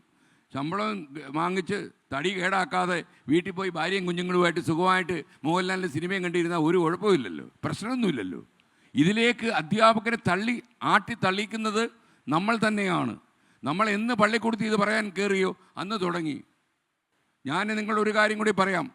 കോളേജിൽ ഞാൻ ഈ PGക്കൊക്കെ പഠിക്കുന്ന കാലത്ത് ഒരു വിദ്യാർത്ഥി സമരത്തിൻ്റെ ഭാഗമായിട്ട് കോളേജിലെ ബെല്ലെടുത്തടിച്ചു. എനിക്കായിരുന്നു ആ ജോലി, ബെല്ലടിച്ച് കോളേജ് വിടാൻ. ഞാൻ ബെല്ലടിച്ചു. തൊട്ട് പിറകിൽ പ്രിൻസിപ്പൽ നിൽക്കുന്നത് ഞാൻ കണ്ടില്ല. അതേ എന്നെ ഒരു 70-80 ഇടിയെങ്കിലും ഇടിച്ച് കാണും. തറയിൽ വീണിട്ട് ഇടി നിർത്തിയില്ല. പക്ഷേ ഞാൻ എൻ്റെ വീട്ടിൽ എൻ്റെ ജീവിതത്തിലെ ഏറ്റവും വലിയ ഗിന്നസ് വേൾഡ് റെക്കോർഡായിട്ട് അത് കാണുന്നത്. അത്ര ഇടി അത് ആരും ഇടിച്ചിട്ടില്ല. നീ എൻ്റെ ബെല്ലെടുത്തിടിക്കാൻ നിനക്ക് എങ്ങനെയാണ് അഹങ്കാരി ധൈര്യം കിട്ടിയെന്ന് ചോദിച്ചാൽ ഇടിച്ചത്. ഇന്ന് ഞാൻ അദ്ദേഹത്തിൻ്റെ ഡയലോഗൊക്കെ ഞാൻ അഭിമാനത്തോടെ ഓർക്കുന്നു. കോളേജിൽ പഠിക്കുമ്പോൾ ഒരു പ്രൊഫസറുടെ കയ്യിൽ നിന്ന് കിട്ടിയ ഇടിയാണ്. അപ്പോൾ ഇത് കുട്ടികളുടെ പിതാക്കന്മാർക്ക് ഇപ്പോൾ അത് താങ്ങാൻ പറ്റുന്നില്ല. നമ്മൾ വീട്ടിൽ പോയി ഇതുവല്ലം പറയുമോ നമ്മളെ പ്രിൻസിപ്പൽ ഇടിച്ചു എന്ന്? പറയില്ല, കാരണം ബാക്കി ഇടി അവിടുന്ന് കിട്ടും. അപ്പോൾ ഞാൻ പറയുന്നത് നമ്മൾ കുറേ മാറണം. നമ്മൾ ഈ കോവിഡിന് ശേഷം നമ്മൾ വല്ലാത്തൊരു അവനവനിസം പാലാ ബസ് സ്റ്റാൻഡിൽ കണ്ടുപോയ ആളുകളെ പോലെയാണ് നമ്മൾ നിൽക്കുന്നത്. എനിക്ക് വണ്ടി കിട്ടിയാൽ ഞാനങ്ങ് പോകും, അത്രയേ ഉള്ളൂ. നമ്മൾ അങ്ങനെ ആകരുത്. നമ്മൾ ശരിക്കും അയൽവാസികളുമായിട്ടൊക്കെ എന്തൊരു ബന്ധമുള്ള ആൾക്കാരായിരുന്നു. നമ്മുടെ ഇവിടെ ചെറുതായിട്ട് ആരെങ്കിലും ഒരു കുട്ടി കരഞ്ഞാൽ കുട്ടിക്ക് എന്ത് പറ്റിയെന്ന് ജനാല തുറന്ന് അപ്പുറത്തെ വീട്ടിൽ നിന്ന് ചോദിക്കുന്നൊരു അവസ്ഥയുണ്ടായിരുന്നു. 4 കിലോമീറ്ററിനുള്ളിൽ ഏതെങ്കിലും വൃത്തികെട്ടവൻ സഞ്ചരിക്കുകയാണെങ്കിൽ നിന്നെ ഇവിടെയെങ്കിലും കണ്ടിട്ടില്ലല്ലോ, എന്താ പരിപാടി എന്ന് ചോദിക്കുന്ന ആളുകളുണ്ടായിരുന്നു. ഇന്നിപ്പോൾ ആരെങ്കിലും ചോദിക്കൂ? നമുക്കെല്ലാം നഷ്ടപ്പെട്ടു പോയി. നിങ്ങളൊക്കെ അനുഭവിക്കുന്ന ഒരു ബുദ്ധിമുട്ട് എനിക്കറിയാം. കുട്ടിക്കൊരു അസുഖം വന്നാൽ ആശുപത്രിയിൽ സ്റ്റാൻഡ് ബൈ നിൽക്കാൻ ഒരാളെ കിട്ടത്തില്ല. മരുന്ന് വാങ്ങിക്കുമ്പോൾ കുട്ടിയുടെ അടുത്ത് നിൽക്കാൻ ആൾ കാണത്തില്ല. ഇതൊക്കെ നമ്മൾ തന്നെ നഷ്ടപ്പെടുത്തിയതാണ്. നമ്മുടെ അയലത്തുള്ളവർ അയലത്ത് ഒരിക്കലും ഒരു ശത്രുവിനെ വളർത്തരുതെന്ന് വിവരമുള്ളവർ പറയും. എന്തെങ്കിലും ഒരു ആവശ്യം വന്നു കഴിഞ്ഞാൽ നമുക്കൊന്ന് വിളിച്ച് ഇങ്ങോട്ടൊന്ന് വരണേന്ന് പറയാൻ ഒരാൾ വേണം അയലത്ത്. നമ്മൾ അവനോട് ചെറിയ ചെറിയ ഈഗോ പ്രശ്നത്തിൽ പറ്റുമെങ്കിൽ അവൻ്റെ മതിലൊക്കെ ഒന്ന് മാന്തി വെച്ച് അവൻ്റെ പുരയിടത്തേക്കുന്ന വാഴ മാന്തി ഇപ്പുറത്ത് വെച്ച് അവനെ ആജീവനെന്ത ശത്രുവാക്കി അവൻ മരിച്ചെന്ന് കേൾക്കുമ്പോൾ ഒതകാതെ പോയും ചത്തല്ലോ എന്ന് പറയുന്ന അവസ്ഥയിലേക്ക് നമ്മൾ നീങ്ങി തുടങ്ങിക്കഴിഞ്ഞു. മലയാളി എവിടുന്നാണ് ഈ ഇതൊക്കെ പഠിച്ചു വെച്ചതെന്ന് ഞാൻ ആലോചിക്കും. ഇത്രയും പോകുന്നൊരു ജീവിതം, ഒരു 10-70 കൊല്ലക്കാലം ഈ മണ്ണിലൊരു ക്വാളിറ്റി ലൈഫ് നിങ്ങൾക്ക് കിട്ടുമ്പോൾ ആ ക്വാളിറ്റി ലൈഫ് ഏറ്റവും ടെൻഷൻ നിറഞ്ഞതാക്കി മാറ്റിയതിൻ്റെ മുഖ്യ ഉത്തരവാദികൾ നമ്മൾ തന്നെയാണ്. നമ്മൾ രാവിലെ നിലക്കണ്ണാടിയൊക്കെ നോക്കി നമ്മളിങ്ങനെ പറയുക, ഇയാളൊരു സംഭവം തന്നെയാണ്. നമ്മൾ തന്നെ പറയാം, നമ്മൾ എന്ത് സംഭവം? നല്ല 4 തവണ വയറിളകിയാൽ തീരുന്ന കേസേ ഉള്ളൂ. മെഡിക്കൽ കോളേജിൽ ചില 17-18 തിരുവനന്തപുരത്ത് മെഡിക്കൽ കോളേജ് ഒരു വാർഡുണ്ട്. നിങ്ങൾ അവിടെ പോകണം, കാലും കൈ ഒടിഞ്ഞ് കിടക്കുന്ന മനുഷ്യർ. അവിടെ കൊണ്ട് നിങ്ങൾക്ക് സമാധാനം കിട്ടിയില്ലെങ്കിൽ അവിടെ അപ്പുറത്ത് റീജിയണൽ ക്യാൻസർ സെൻ്റർ ഉണ്ട്. അങ്ങോട്ടൊന്ന് പോയാൽ ജീവിതമേ നഷ്ടപ്പെട്ടു പോയ കുറേ ആൾക്കാരെ കാണാം. നമ്മുടെ ക്യാൻസർ രോഗ വിദഗ്ധനായ ഡോക്ടർ VP ഗംഗാധരൻ അതേ ഈയിടയ്ക്ക് ഒരു പ്രസ്താവന ചെയ്തു. കേട്ടപ്പോൾ ഞാൻ അത്ഭുതപ്പെട്ടു. അങ്ങനെ വളരെ സ്വാധീനം ധർമ്മിഷ്ഠനുമാണ്. അദ്ദേഹം പറഞ്ഞു, എല്ലാവർക്കും ഒരു തവണ ക്യാൻസർ വരണേ എന്നുള്ള പ്രാർത്ഥനയില്ല ഞാനെന്ന് പറഞ്ഞു. ഞാനൊന്ന് ഞെട്ടി അങ്ങനെ പ്രസംഗം കേട്ടപ്പോൾ. അങ്ങനത്തെ ഇങ്ങനെ പറയുന്നത് ഒരു ഓങ്കോളജിസ്റ്റ് ഇങ്ങനെ പറയാമോ? അങ്ങനെ പറഞ്ഞെന്തറിയോ, ക്യാൻസർ ബാധിച്ചു കഴിഞ്ഞാൽ എല്ലാ മനുഷ്യരും മര്യാദക്കാരും, അവരൊക്കെ നല്ല സ്വാത്വികരാകും, ജെന്റിൽമാൻമാരാകും. നിജോ കാപ്പൻ്റെ ഒരു താല്പര്യം ഉണ്ടെന്ന് തോന്നുന്നു. ഒരു ഒരു ഒരു തവണയെങ്കിലും ജീവിതത്തിൽ ക്യാൻസർ വന്നു പോയാൽ ജീവിതമേ നഷ്ടപ്പെട്ടു പോയി എന്ന് വെച്ചിട്ട് പിന്നെ നമുക്ക് ആരോടൊന്നും കോവിഡ് കാലം അതായിരുന്നല്ലോ. കോവിഡ് കാലത്ത് കൊറോണ എന്ന് പറയുന്ന ഒരു കൃമികീടം നമ്മുടെ ജീവിതം തകർത്തെറിഞ്ഞ് കഴിഞ്ഞപ്പോൾ നമുക്ക് അത്യാവശ്യം ഒരു രോഗമില്ലായിരുന്നു. ആശുപത്രികളിലൊന്നും അന്ന് വിൽപ്പനയില്ലായിരുന്നു. ഒരു അസുഖമില്ല നമുക്ക്. ഈ കൊറോണ മരുന്നല്ലാതെ വേറെ സംഭവമൊന്നുമില്ല. അപ്പോൾ നമ്മൾ അയലത്തുകാരനോടൊക്കെ നമുക്ക് എന്തൊരു സ്നേഹമായിരുന്നു. കാര്യം നമ്മുടെ ചാക്കാലയ്ക്ക് കുഴിച്ചിടാൻ ആൾ വേണമല്ലോ. അതുകൊണ്ട് നമുക്ക് വലിയ കാണുമ്പോൾ മിണ്ടും. 15-20 കൊല്ലത്തിന് ശേഷം തിരുവനന്തപുരത്ത് ഒരു നഗരസഭയുടെ പൈപ്പ് പൊട്ടിയായിരുന്നു കേട്ടോ. അപ്പോൾ പൈപ്പ് പൊട്ടിയപ്പോൾ 12 കൊല്ലം കഴിഞ്ഞാണ് ഒരു വീട്ടിൽ അപ്പുറത്തെ കിണറുണ്ട്, ഇപ്പുറത്ത് ഫ്ലാറ്റിൽ താമസിക്കുന്ന ആളിന് പ്രാഥമിക കർമ്മത്തിന് വെള്ളമില്ല. അയാൾ ബക്കറ്റും എടുത്തുകൊണ്ട് പെണ്ണുപിള്ള പറഞ്ഞു പോയി വെള്ളം എടുത്തിട്ട് വേണമെന്ന് പറഞ്ഞു. ആദ്യമായിട്ട് വെമ്പ്രന്നൂർ പറയുന്നത് കേൾക്കാമെന്ന് പറഞ്ഞ് ഈ ബാഗ് എടുത്തുകൊണ്ട് അവിടെ ചെന്നിട്ട് ഇയാൾ ചിലപ്പോൾ നമ്മുടെ ഈ പെണ്ണ് കണക്ക് പോകുമ്പോൾ പേര് ചോദിക്കത്തില്ല. അതുപോലെ 12 കൊല്ലമായി ആ മറ്റേ മനുഷ്യൻ വീടും വെച്ച് അവിടെ താമസിക്കും. എന്തുവാ പേര് എന്ന് ചോദിച്ചു. അങ്ങേ വീട്ടുകാരനോട് വെള്ളം എടുത്തിട്ട് വിടും എന്ന് പറഞ്ഞ ഇയാളെ പേര് ചോദിക്കാൻ വന്നേക്കുന്നത് 12 കൊല്ലം കഴിഞ്ഞ് അതുവരെ വേണ്ടിയിട്ടില്ല. ഈ നഗരസഭയുടെ പൈപ്പ് പൊട്ടി പ്രാഥമിക കർമ്മത്തിന് വെള്ളമില്ലാതെ വന്നാൽ മാത്രമേ മലയാളി അയലത്തുകാരനെ അന്വേഷിക്കൂ. എന്താ ചെയ്യുക? ഇതെല്ലാം നമ്മൾ വരുത്തിക്കൂട്ടി വിനയാണ്. അതുകൊണ്ട് നമുക്കിനി ഒരുപാട് സമയമില്ല. ഒരു കണക്കൂടി പറഞ്ഞിട്ട് ഞാൻ അവസാനിപ്പിക്കുകയാണ്. അതുകൊണ്ട് വോക്കൽ കോഡൊക്കെ പൊട്ടി ചീത്തയായി തുടങ്ങി. ശബ്ദമൊന്നും കാര്യമായിട്ട് പുറത്തോട്ട് വരുന്നില്ല. ഇപ്പോൾ ആകെ ഈ ശബ്ദം കൊണ്ടായിരുന്നു ഈ 40 കൊല്ലം അടിച്ചത്. അതും കൂടെ പോയി കിട്ടുമെന്ന് സംശയമാണ്. അപ്പോൾ ഞാൻ നിങ്ങളോട് ഒരു കാര്യം പറയാം. ഈ ഒരു പ്രാവശ്യം മാത്രമേ നമ്മുടെ പദയാത്രയുള്ളൂ. ഞാൻ ഈ കാപ്പനെ പോലുള്ള പൊതുപ്രവർത്തകരെ മനസ്സാൽ അങ്ങ് അനുമോദിക്കുക. അപ്പോൾ കാര്യം എന്താ പറയുക, VD സതീശനോട് ഞാൻ തുറന്നു പറയുകയും ചെയ്തു. ഈ കേരളത്തിൽ ഇടയ്ക്കിടയ്ക്ക് ഒരു പദയാത്ര നടത്തിയത് എങ്ങനെയപ്പോൾ ഈ 39 ഡിഗ്രി ചൂടിൽ മുക്കിന് പ്രസംഗിച്ച് അവർ യാത്ര നടന്നത്. എൻ്റെ കൂടെ വന്നവരും പറഞ്ഞു ഇത് കടുത്ത പരിപാടിയായിപ്പോയെന്ന് പറഞ്ഞു, വല്ലാത്ത പണിയായിപ്പോയെന്ന് പറഞ്ഞു. കാര്യം AC റൂമിലിരുന്ന് 2 വാർത്ത അടിക്കാൻ വളരെ എളുപ്പമാണ്. ഇറങ്ങി പാലയിലും പട്ടാമ്പിയിലും ഒക്കെ നടക്കുക എന്ന് പറഞ്ഞാൽ ഞാനതുകൊണ്ട് പൊതുപ്രവർത്തകരെ കുറച്ചുകൂടെ അംഗീകരിക്കാൻ തീരുമാനിച്ചു. അവരുടെ കപ്പാസിറ്റിയും അവർ കുറച്ചുകൂടെ തൊലിക്കൊക്കെ നല്ല കട്ടിയാണ്. നമ്മുടെ ഇവിടെയൊക്കെ കറുത്തു തുടങ്ങി. ഒരു കാര്യം കൂടി മാത്രം ഞാൻ പറയും. നമുക്കിനി വെയിറ്റ് ചെയ്യാൻ സമയമില്ല. വെയിറ്റ് ചെയ്യാൻ സമയമില്ലാത്ത എന്തുകൊണ്ടാണെന്ന് ചോദിച്ചാൽ ഇപ്പോൾ ഏകദേശം പോലീസുകാരുടെ ഒരു കണക്കൊക്കെ കിട്ടിയപ്പോൾ ഞാൻ തന്നെ ഒരു സ്റ്റാറ്റിസ്റ്റിക്സ് എടുത്തപ്പോൾ 1 മണിക്കൂറിൽ 10-12 പേര് MDMAക്ക് അഡിക്റ്റായി മാറുന്നുണ്ട്. അങ്ങനെ വന്നാൽ ഒരു 24 മണിക്കൂർ 260-270 കുട്ടികൾ, അതിൽ ചെറിയ കുട്ടികൾ 7ാം ക്ലാസ്സിൽ പഠിക്കുന്ന കുട്ടികൾ വരെ ഉണ്ട്. 270 പേരെങ്കിലും ഒരു ദിവസം ഇതിന് അഡിക്റ്റ് ആവുകയാണ്. അങ്ങനെ വന്നാൽ ഒരു 30 ദിവസമാകുമ്പോൾ എത്രയാവും നിങ്ങൾ ആലോചിച്ച് നോക്കൂ. അതുകൊണ്ട് നമ്മളിനി 1 മണിക്കൂർ പോലും നമുക്ക് നഷ്ടപ്പെടുത്താൻ കഴിയില്ല. നമ്മുടെ ചെറിയ കുട്ടികൾ എത്രയോ പ്രതീക്ഷകളുമായി വളർത്തുന്ന കുട്ടികളാണ്. ഒരു വീട്ടിൽ 1.5 കുഞ്ഞുങ്ങളല്ലേ ഇപ്പോൾ ഉള്ളൂ. ഈ കുഞ്ഞുങ്ങൾ ഡോക്ടർ മൻമോഹൻ സിംഗ് മുതൽ നരസിംഹറാവു വരെ എല്ലാം നമ്മൾ ഈ കുഞ്ഞുങ്ങളിലാണ് കാണുന്നത്. എനിക്ക് എൻ്റെ ജീവിതത്തിൽ നേടാൻ കഴിയാതെ പോയത് മുഴുവനും ഈ കുഞ്ഞ് നേടിത്തരുമെന്നുള്ള തെറ്റിദ്ധാരണയിലാണ് ഞാൻ ജീവിക്കുന്നത്. ഞാൻ ജില്ലാ കളക്ടറാവാൻ തീരുമാനിച്ചിരുന്നെങ്കിൽ ഇവ മിക്കവാറും IAS ആവും എന്ന് ധരിച്ച് കിടക്കുന്ന പിതാക്കന്മാരാണ് നമ്മുടെ നാട്ടിലുള്ളത്. അപ്പോൾ ഈ പിതാക്കന്മാരുടെ സർവ്വ സ്വപ്നങ്ങളും ഇവൻ തകർത്തെറിയും. ഇവൻ തകർത്ത് എറിഞ്ഞു തുടങ്ങിയവൻ. അപ്പം നിങ്ങൾ കാത്തിരിക്കരുത്. ഇതിനകത്ത് എൻ്റെ കുട്ടികളെല്ലാം മിടുക്കരാണ്, തറവാട്ടി പറഞ്ഞ പിള്ളേരാ, നല്ല വളർത്തുദോഷമൊന്നും ഇല്ലാതെ വളർത്തിക്കൊണ്ടുവരും. അത് കാര്യമൊന്നുമില്ല. അവൻ സ്കൂളിലും കോളേജിലും പൊതുനിരത്തിലും പോകുന്നെങ്കിൽ അവനെ ഈ കുഴിയിലേക്ക് ചാടിക്കാൻ തയ്യാറായിരിക്കുന്ന ഒരുപാട് ആളുകൾ നമുക്ക് ചുറ്റും വട്ടമിട്ട് പറക്കുക. അപ്പം നമുക്കിത് ആരാണെന്ന് പോലും അറിയില്ല. അതുകൊണ്ട് നിങ്ങളുടെ കുട്ടികൾ സ്കൂളിൽ പോകുന്നതിന് സ്കൂൾ ബാഗ് പരിശോധിക്കണം. വഴിക്കണ്ണുമായി കാത്തിരിക്കാതെ ഇടയ്ക്കിടയ്ക്ക് പള്ളിക്കൂടത്തിലൊന്ന് പോകണം. സ്കൂളിലെ അധ്യാപകർ 3 പേരടങ്ങുന്നൊരു കമ്മിറ്റി ഓരോ ക്ലാസ് മുറിയിലും ഉണ്ടാക്കണം. മോണിറ്ററും ക്ലാസ് ടീച്ചറും പിന്നെ PTA-യുടെ ഒരാളും. എന്നിട്ട് ഈ കുട്ടികളെ നിരീക്ഷിക്കണം. പെൺകുട്ടികളെ പ്രത്യേകിച്ചും അമ്മമാർ ശ്രദ്ധിക്കണം. ഒരു പെൺകുട്ടിയിൽ ഉണ്ടാകുന്ന ചലനം മുഴുവൻ മനസ്സിലാക്കുന്നത് ഈ ലോകത്ത് അമ്മയ്ക്കാണ്. അമ്മയ്ക്കറിയാം അവൾ എന്ത് മാറ്റമാണ് അവളിൽ വരുന്നത്. അവളുടെ സംസാരത്തിൽ, പ്രകൃതത്തിൽ, അവളുടെ ബോഡി ലാംഗ്വേജിൽ, പെരുമാറ്റത്തിൽ, അവളുടെ വാട്സപ്പ് യൂണിവേഴ്സിറ്റി എല്ലാം മാറ്റം വരുന്നു. അതുപോലെ മുറി അടച്ചിട്ട് കുട്ടികൾ നമ്മൾ ഈ ഫോണെല്ലാം അങ്ങ് തുറന്നു കൊടുത്തല്ലോ. അമേരിക്കയിലൊന്നും ഇങ്ങനെ തുറന്നു കൊടുത്തിട്ടില്ല. ഈ സ്മാർട്ട് ഫോൺ വാങ്ങിച്ച് കൈ കൊടുത്തു. മുറി അടച്ച കുട്ടികൾ ഇരിക്കണ്ട എന്ന് കരുതി, ഞാൻ പറഞ്ഞെന്ന് കരുതി നിങ്ങൾ നാളെ രാവിലെ കുട്ടികളോട് ഇനി ഫോണൊന്നും നീ ഉപയോഗിക്കണ്ട, ഫോണെല്ലാം താടാ എന്ന് പറഞ്ഞാൽ ഈ കുട്ടികൾ, ഇപ്പോഴത്തെ കുട്ടികൾ വളരെ സെൻസിറ്റീവാണ്. അവരെ നിങ്ങൾ ഡിപ്ലോമാറ്റിക്കായിട്ട് ഡീൽ ചെയ്യണം. ഇപ്പോൾ ഡൊണാൾഡ് ട്രംപ് വിവരക്കേട് വിളിച്ചു പറയുമ്പം ഇന്ത്യൻ പ്രധാനമന്ത്രി റിയാക്ട് ചെയ്തില്ല. ശ്രദ്ധിച്ചോ നിങ്ങൾ? കാര്യം അങ്ങനെ സൂക്ഷിച്ച് ഡീൽ ചെയ്യണം. വളരെ ഡിപ്ലോമാറ്റിക്കായിട്ട് ഡീൽ എന്ന് പറയുന്നില്ല. കുട്ടികളെ വളരെ ഡിപ്ലോമാറ്റിക്കായിട്ട് ഡീൽ ചെയ്യണമെന്നുകൊണ്ട് നിങ്ങൾ അവരെ പ്രതികാരത്തോടെ കാണാതെ അവരെ കുറച്ചൊക്കെ പറഞ്ഞ് മനസ്സിലാക്കുക. അവരറിയാതെ അവരെ ശ്രദ്ധിക്കുക. സ്കൂളുകളിൽ പോകണം, അധ്യാപകരോട് സംസാരിക്കണം. നമ്മളെ പഴയ കേരളത്തിലേക്ക് നമ്മൾക്ക് മടങ്ങിപ്പോയേ പറ്റൂ. അറ്റ്ലീസ്റ്റ് ഈ പ്രതിസന്ധി കടക്കാനെങ്കിലും. നമുക്കൊരു പ്രതിസന്ധി എന്ന് പറഞ്ഞാൽ ഒരാവൽ ശങ്ക എനിക്കുണ്ട്. ഇങ്ങനെ പോയാൽ നമുക്ക് എൻ്റെ കുട്ടികളെല്ലാം കെട്ടിച്ചയച്ചതാ, അതുകൊണ്ട് ഇനി എനിക്കൊന്നും വരാനില്ല എന്ന് നിങ്ങൾ ആരെങ്കിലും ധരിക്കുന്നെങ്കിൽ, തെരുവോരത്ത് നിങ്ങൾ ചിലപ്പോൾ കാണുന്നത് ഇവരെയായിരിക്കും. MDMA-യും കഴിച്ചിട്ട് പട്ടാപ്പകൽ കൊലക്കത്തിയുമായി വരുന്നവനെ ആയിരിക്കും നിങ്ങൾ നടുറോഡിൽ കാണുക. അതുകൊണ്ട് ഈ അപകടം ഒരാൾക്ക് വരില്ല എന്ന് ധരിക്കണ്ട. ഇത് കൂടിയാൽ ഈ അപകടമാണ്. ഒരു മഹാവിപത്തിൻ്റെ ഒരു വിളംബര യാത്ര പോലെയാണ് ഞാനിതിനെ കാണുന്നത്. വളരെ താമസിച്ചുപോയി, നടപടിയെടുക്കാൻ വളരെ വൈകിപ്പോയി, വളരെ വൈകിപ്പോയി. പക്ഷേ നമ്മൾ അറിഞ്ഞില്ല ഇത്രയും രൂക്ഷമാണ്, ഇത്രയും ആഴത്തിലാണ് ഈ പ്രശ്നമെന്ന്. ഇപ്പോൾ പോലീസ് വളരെ സജീവമാണ്, എക്സൈസ് വളരെ സജീവമാണ്. മാത്രമല്ല, ഞാൻ നേരത്തെ പറഞ്ഞതുപോലെ പോലീസിനും എക്സൈസിനും ഒരു ലൈസൻസ് കിട്ടിയിരിക്കുക. അടുത്ത 3-4 മാസം കൊണ്ട് ഈ ചേട്ടന്മാരെ എല്ലാം പൊക്കി അകത്തിടാൻ ഇവർക്ക് ആരോടും ചോദിക്കേണ്ട, ഒരാൾക്കും ശുപാർശ ചെയ്യാൻ പറ്റില്ല. ഏതെങ്കിലും മയക്കുമരുന്ന് ലോബികളുമായി ബന്ധമുള്ള പൊതുപ്രവർത്തകരുണ്ടെങ്കിൽ അവർ ആ പണി മതിയാക്കി വീട്ടിൽ കയറിയിരിക്കുന്ന ഏറ്റവും നല്ലത്. കാര്യം അവർക്ക് പറ്റിയ കാലാവസ്ഥയല്ല ഇത്. കാരണം കേരളം മുഴുവൻ ഒഴുകി ഒന്നായി ഒരേ ശബ്ദമായി വിളിച്ചു പറയുമ്പോൾ അമ്മമാരുടെ ചൂരിന് പ്രകരമേക്കാതിരിക്കാൻ ഇവർ ഒളിച്ചു കളയുന്നതാണ് നല്ലത്. അതുപോലെ പണം ഉണ്ടാക്കാൻ വേണ്ടി നമ്മുടെ പുതിയ തലമുറയുടെ കഴുത്ത് ഞെരിച്ച് കൊലപ്പെടുത്തുന്ന ഈ കർമ്മ പദ്ധതിയിൽ നിന്ന് ഈ വൃത്തികെട്ടവന്മാർ പിന്മാറണമെന്നുകൂടി എനിക്കൊരു അഭിപ്രായമുണ്ട്. എന്തായാലും നിങ്ങൾ ഈ കാണിക്കുന്ന പിന്തുണ ഈ നാടിനെ സംരക്ഷിക്കാനുള്ള പിന്തുണയായിട്ട് വ്യാഖ്യാനിക്കാനാണ് എനിക്ക് താല്പര്യം. ഇപ്പോൾ എനിക്ക് വേണമെങ്കിൽ ഈ 40 കൊല്ലവും കടന്ന് എൻ്റെ സ്റ്റുഡിയോയിൽ നിന്ന് വാർത്ത വായിച്ചു വിട്ടാൽ മതി, എൻ്റെ ജീവിതം കഴിഞ്ഞു പോകും.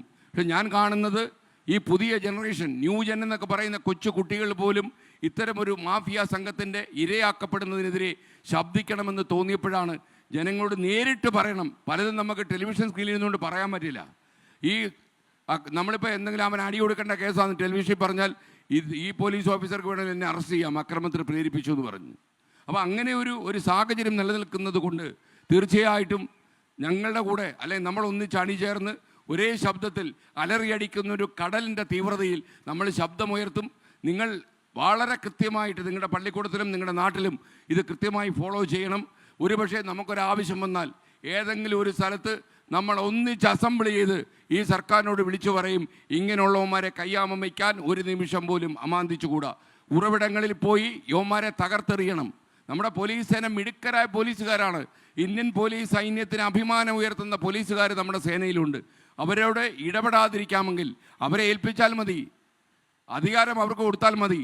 ഇത്ര ദിവസങ്ങൾക്കകം ഇത് തകർത്തെറിഞ്ഞിരിക്കണം എന്ന് പറഞ്ഞാൽ അവരെറിയും. കുറേ പൈസ കൂടെ കൊടുത്താൽ മതി ട്രാവൽ ചെയ്യാൻ. തീർച്ചയായിട്ടും അവർ ചെയ്തിരിക്കും. ഇപ്പോഴും നമ്മുടെ പോലീസ് സേനയിൽ എനിക്ക് പൂർണ്ണമായ വിശ്വാസമുണ്ട്. അവരിൽ പല ആളുകളും കളി തുടങ്ങിയിട്ടുണ്ട്. കാര്യം മനോജ് എബ്രഹാം എന്ന് പറഞ്ഞൊരു പോലീസ് ഓഫീസറുണ്ട്, നിങ്ങൾക്കറിയാം, ADGP ആണ് അദ്ദേഹം. കൊച്ചിയിൽ സിറ്റി പോലീസ് കമ്മീഷണറായിരിക്കുമ്പോൾ ഷാഡോ പോലീസിൻ്റെ കരുത്ത് കൂട്ടിയിട്ട് കൊച്ചിയിലുള്ള മുഴുവൻ അധോലോക സംഘത്തെയും വിറപ്പിച്ച് കൂട്ടിലാക്കിയ ആളാണ് അദ്ദേഹം. എനിക്ക് പുള്ളിയെ കാണുമ്പോൾ ആദ്യം ഓർമ്മ വരുന്നത്, എനിക്ക് അത്ര വ്യക്തിബന്ധമൊന്നും പുള്ളിയോടില്ല, പക്ഷേ ഒരു പോലീസ് ഓഫീസർ എന്ന നിലയിൽ അയാളുടെ ഇൻറ്റഗ്രിറ്റി കൊണ്ട് കൊച്ചി നഗരം അവിടെ വേലസി നടന്ന പല അധോലോക നായകന്മാരും വിറച്ചുപോയി മനോജ് എബ്രഹാമിൻ്റെ പെരുമാറ്റത്തിൽ. അങ്ങനെയുള്ള ഓഫീസേഴ്സ് നമുക്കുണ്ട്, അവരെ ഏൽപ്പിക്കണം ഈ പണി. കാരണം കേരളം, നമ്മൾ മനുഷ്യാവകാശം പറഞ്ഞിട്ടൊന്നും ഒരു കാര്യമില്ല. കേരളം കഴുത്തറ്റം മുങ്ങി അപകടത്തിലേക്ക് വീണുകൊണ്ടിരിക്കുമ്പോൾ രക്ഷകനായി വരുന്നത് ചിലപ്പം നേരുള്ള പോലീസ് ഓഫീസേഴ്സ് ആയിരിക്കും. അവരെ ഏൽപ്പിച്ചു കൊടുക്കണം. ഇത്രയും പറഞ്ഞ് ഞാൻ എൻ്റെ വാക്കുകൾ അവസാനിപ്പിക്കുന്നു.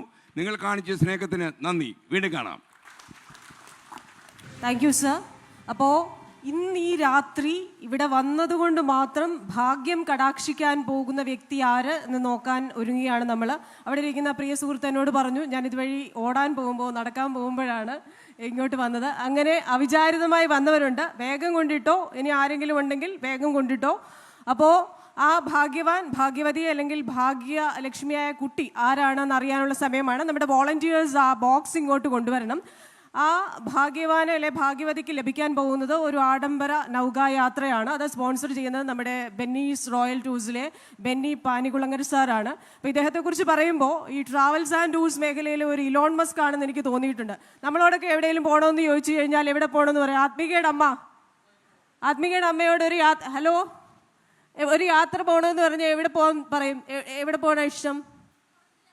പുറത്ത് ഏതെങ്കിലും രാജ്യത്തേക്ക്. പക്ഷേ ഇദ്ദേഹം പോകുന്നത് അന്റാർട്ടിക്കയിൽ നമ്മുടെ ചാൾസ് ഡാർവിനെ ആകർഷിച്ച ഗാലപ്പഗോസ് ദ്വീപിലേക്ക്, ഇനി പറയുന്നത് ബർമുഡ ട്രയാങ്കിളിലേക്കും സ്പേസിലേക്കും ഒക്കെ അദ്ദേഹം മാത്രം പോവുകയല്ല, ഇതിൽ താല്പര്യമുള്ള ആൾക്കാരെ കൊണ്ടുപോവുകയും ചെയ്യും.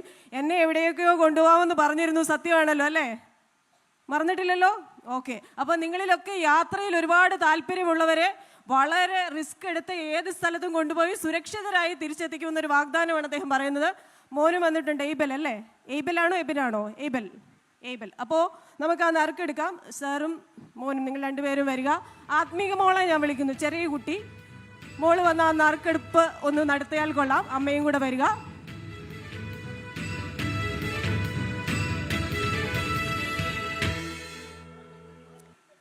പറയാം.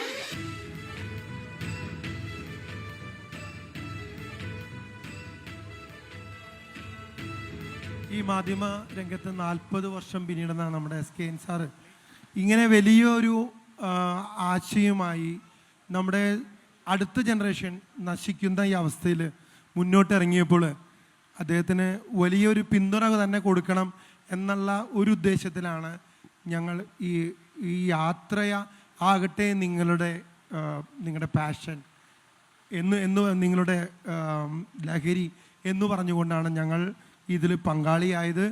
ഇതിൽ യാത്രയെ പ്രോത്സാഹിപ്പിക്കുക എന്ന ഉദ്ദേശത്തോടു കൂടി SKN സഞ്ചരിക്കുന്ന 14 ജില്ലകളിലും അവിടെ നിന്ന് നറുക്കെടുത്തുന്ന ഒരു വ്യക്തികൾക്ക് എനിക്ക് ഏറ്റവും വലിയ ആഗ്രഹം SKNോടൊത്തുള്ള ഒരു രാത്രിയായിരുന്നു.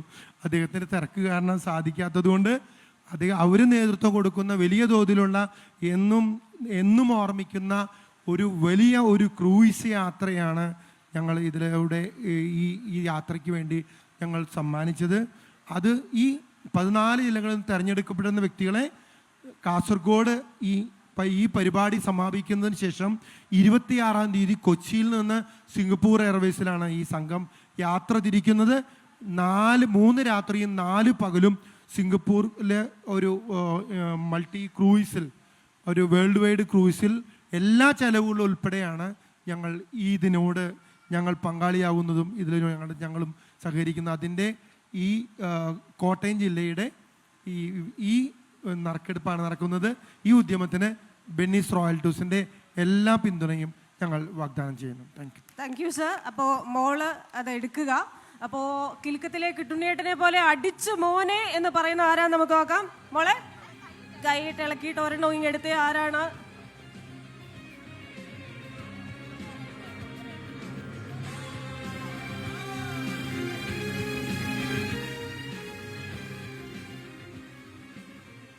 സാറ് തന്നെ അനൗൺസ് ചെയ്യണം. അപ്പോൾ മിത എബിൻ ആരാണത്? ആരാണ് ഭാഗ്യവതി? എൻ്റെ അമ്മോ, ഓടിവാ, അടിച്ചു മോളെ, ഓടിവാ. അപ്പൊ ഓഡിയൻസിൽ നിന്ന് ആദ്യമായിട്ട് ഭാഗ്യം കടാക്ഷിക്കുന്ന ആളാണ്. ഒരു വലിയ കൈയടി. വെറുതെ ഒരു ദിവസം ഇവിടെ വന്നിരുന്നു, നല്ലൊരു കാര്യത്തിന് വേണ്ടി വന്നിരുന്നു, അപ്പോൾ ഒരു പ്രയോജനം ഉണ്ടായിരിക്കുകയാണ്. മിത എബിൻ, അപ്പൊ കൺഗ്രാറ്റുലേഷൻസ് സാറേ. സുരക്ഷിതമായി കൊണ്ടുപോവുക, തിരിച്ചു കൊണ്ടുവരിക. അപ്പൊ ആത്മീയ മോൾക്കും അമ്മയ്ക്കും നന്ദി.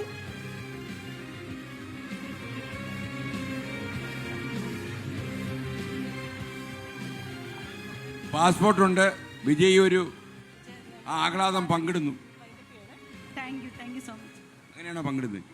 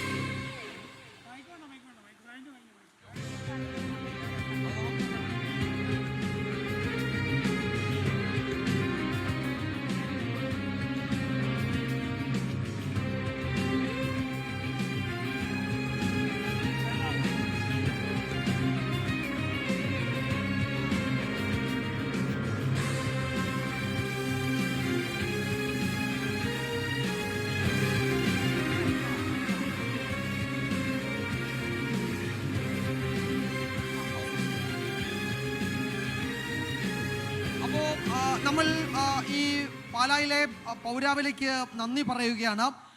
കോട്ടയം ജില്ലയിലെ 2 ദിവസം നീണ്ട പര്യടനം ഇന്ന് ഇവിടെ പാലായിൽ അവസാനിക്കുകയാണ്. നാളെ നമ്മൾ ഇടുക്കിയിലേക്ക് കടക്കുകയാണ്. അപ്പോൾ നേരത്തെ നമ്മൾ തുടക്കത്തിൽ പറഞ്ഞതുപോലെ ഓരോ സ്ഥലത്തു നിന്നും ഓരോ ജില്ലകളിൽ നിന്നും കിട്ടുന്ന നല്ല പ്രതികരണങ്ങൾ അത് ഈ യാത്ര മുന്നോട്ട് കൊണ്ടുപോകുന്നതിന് വലിയ കരുത്താണ്, വലിയ ഊർജ്ജമാണ്. അപ്പോൾ പാലായിലെ പൗരാവലി ഈ വൈകുന്നേരം നൽകിയ വലിയ പിന്തുണയ്ക്ക് നന്ദി പറഞ്ഞുകൊണ്ട് നമ്മൾ പിരിയുകയാണ്.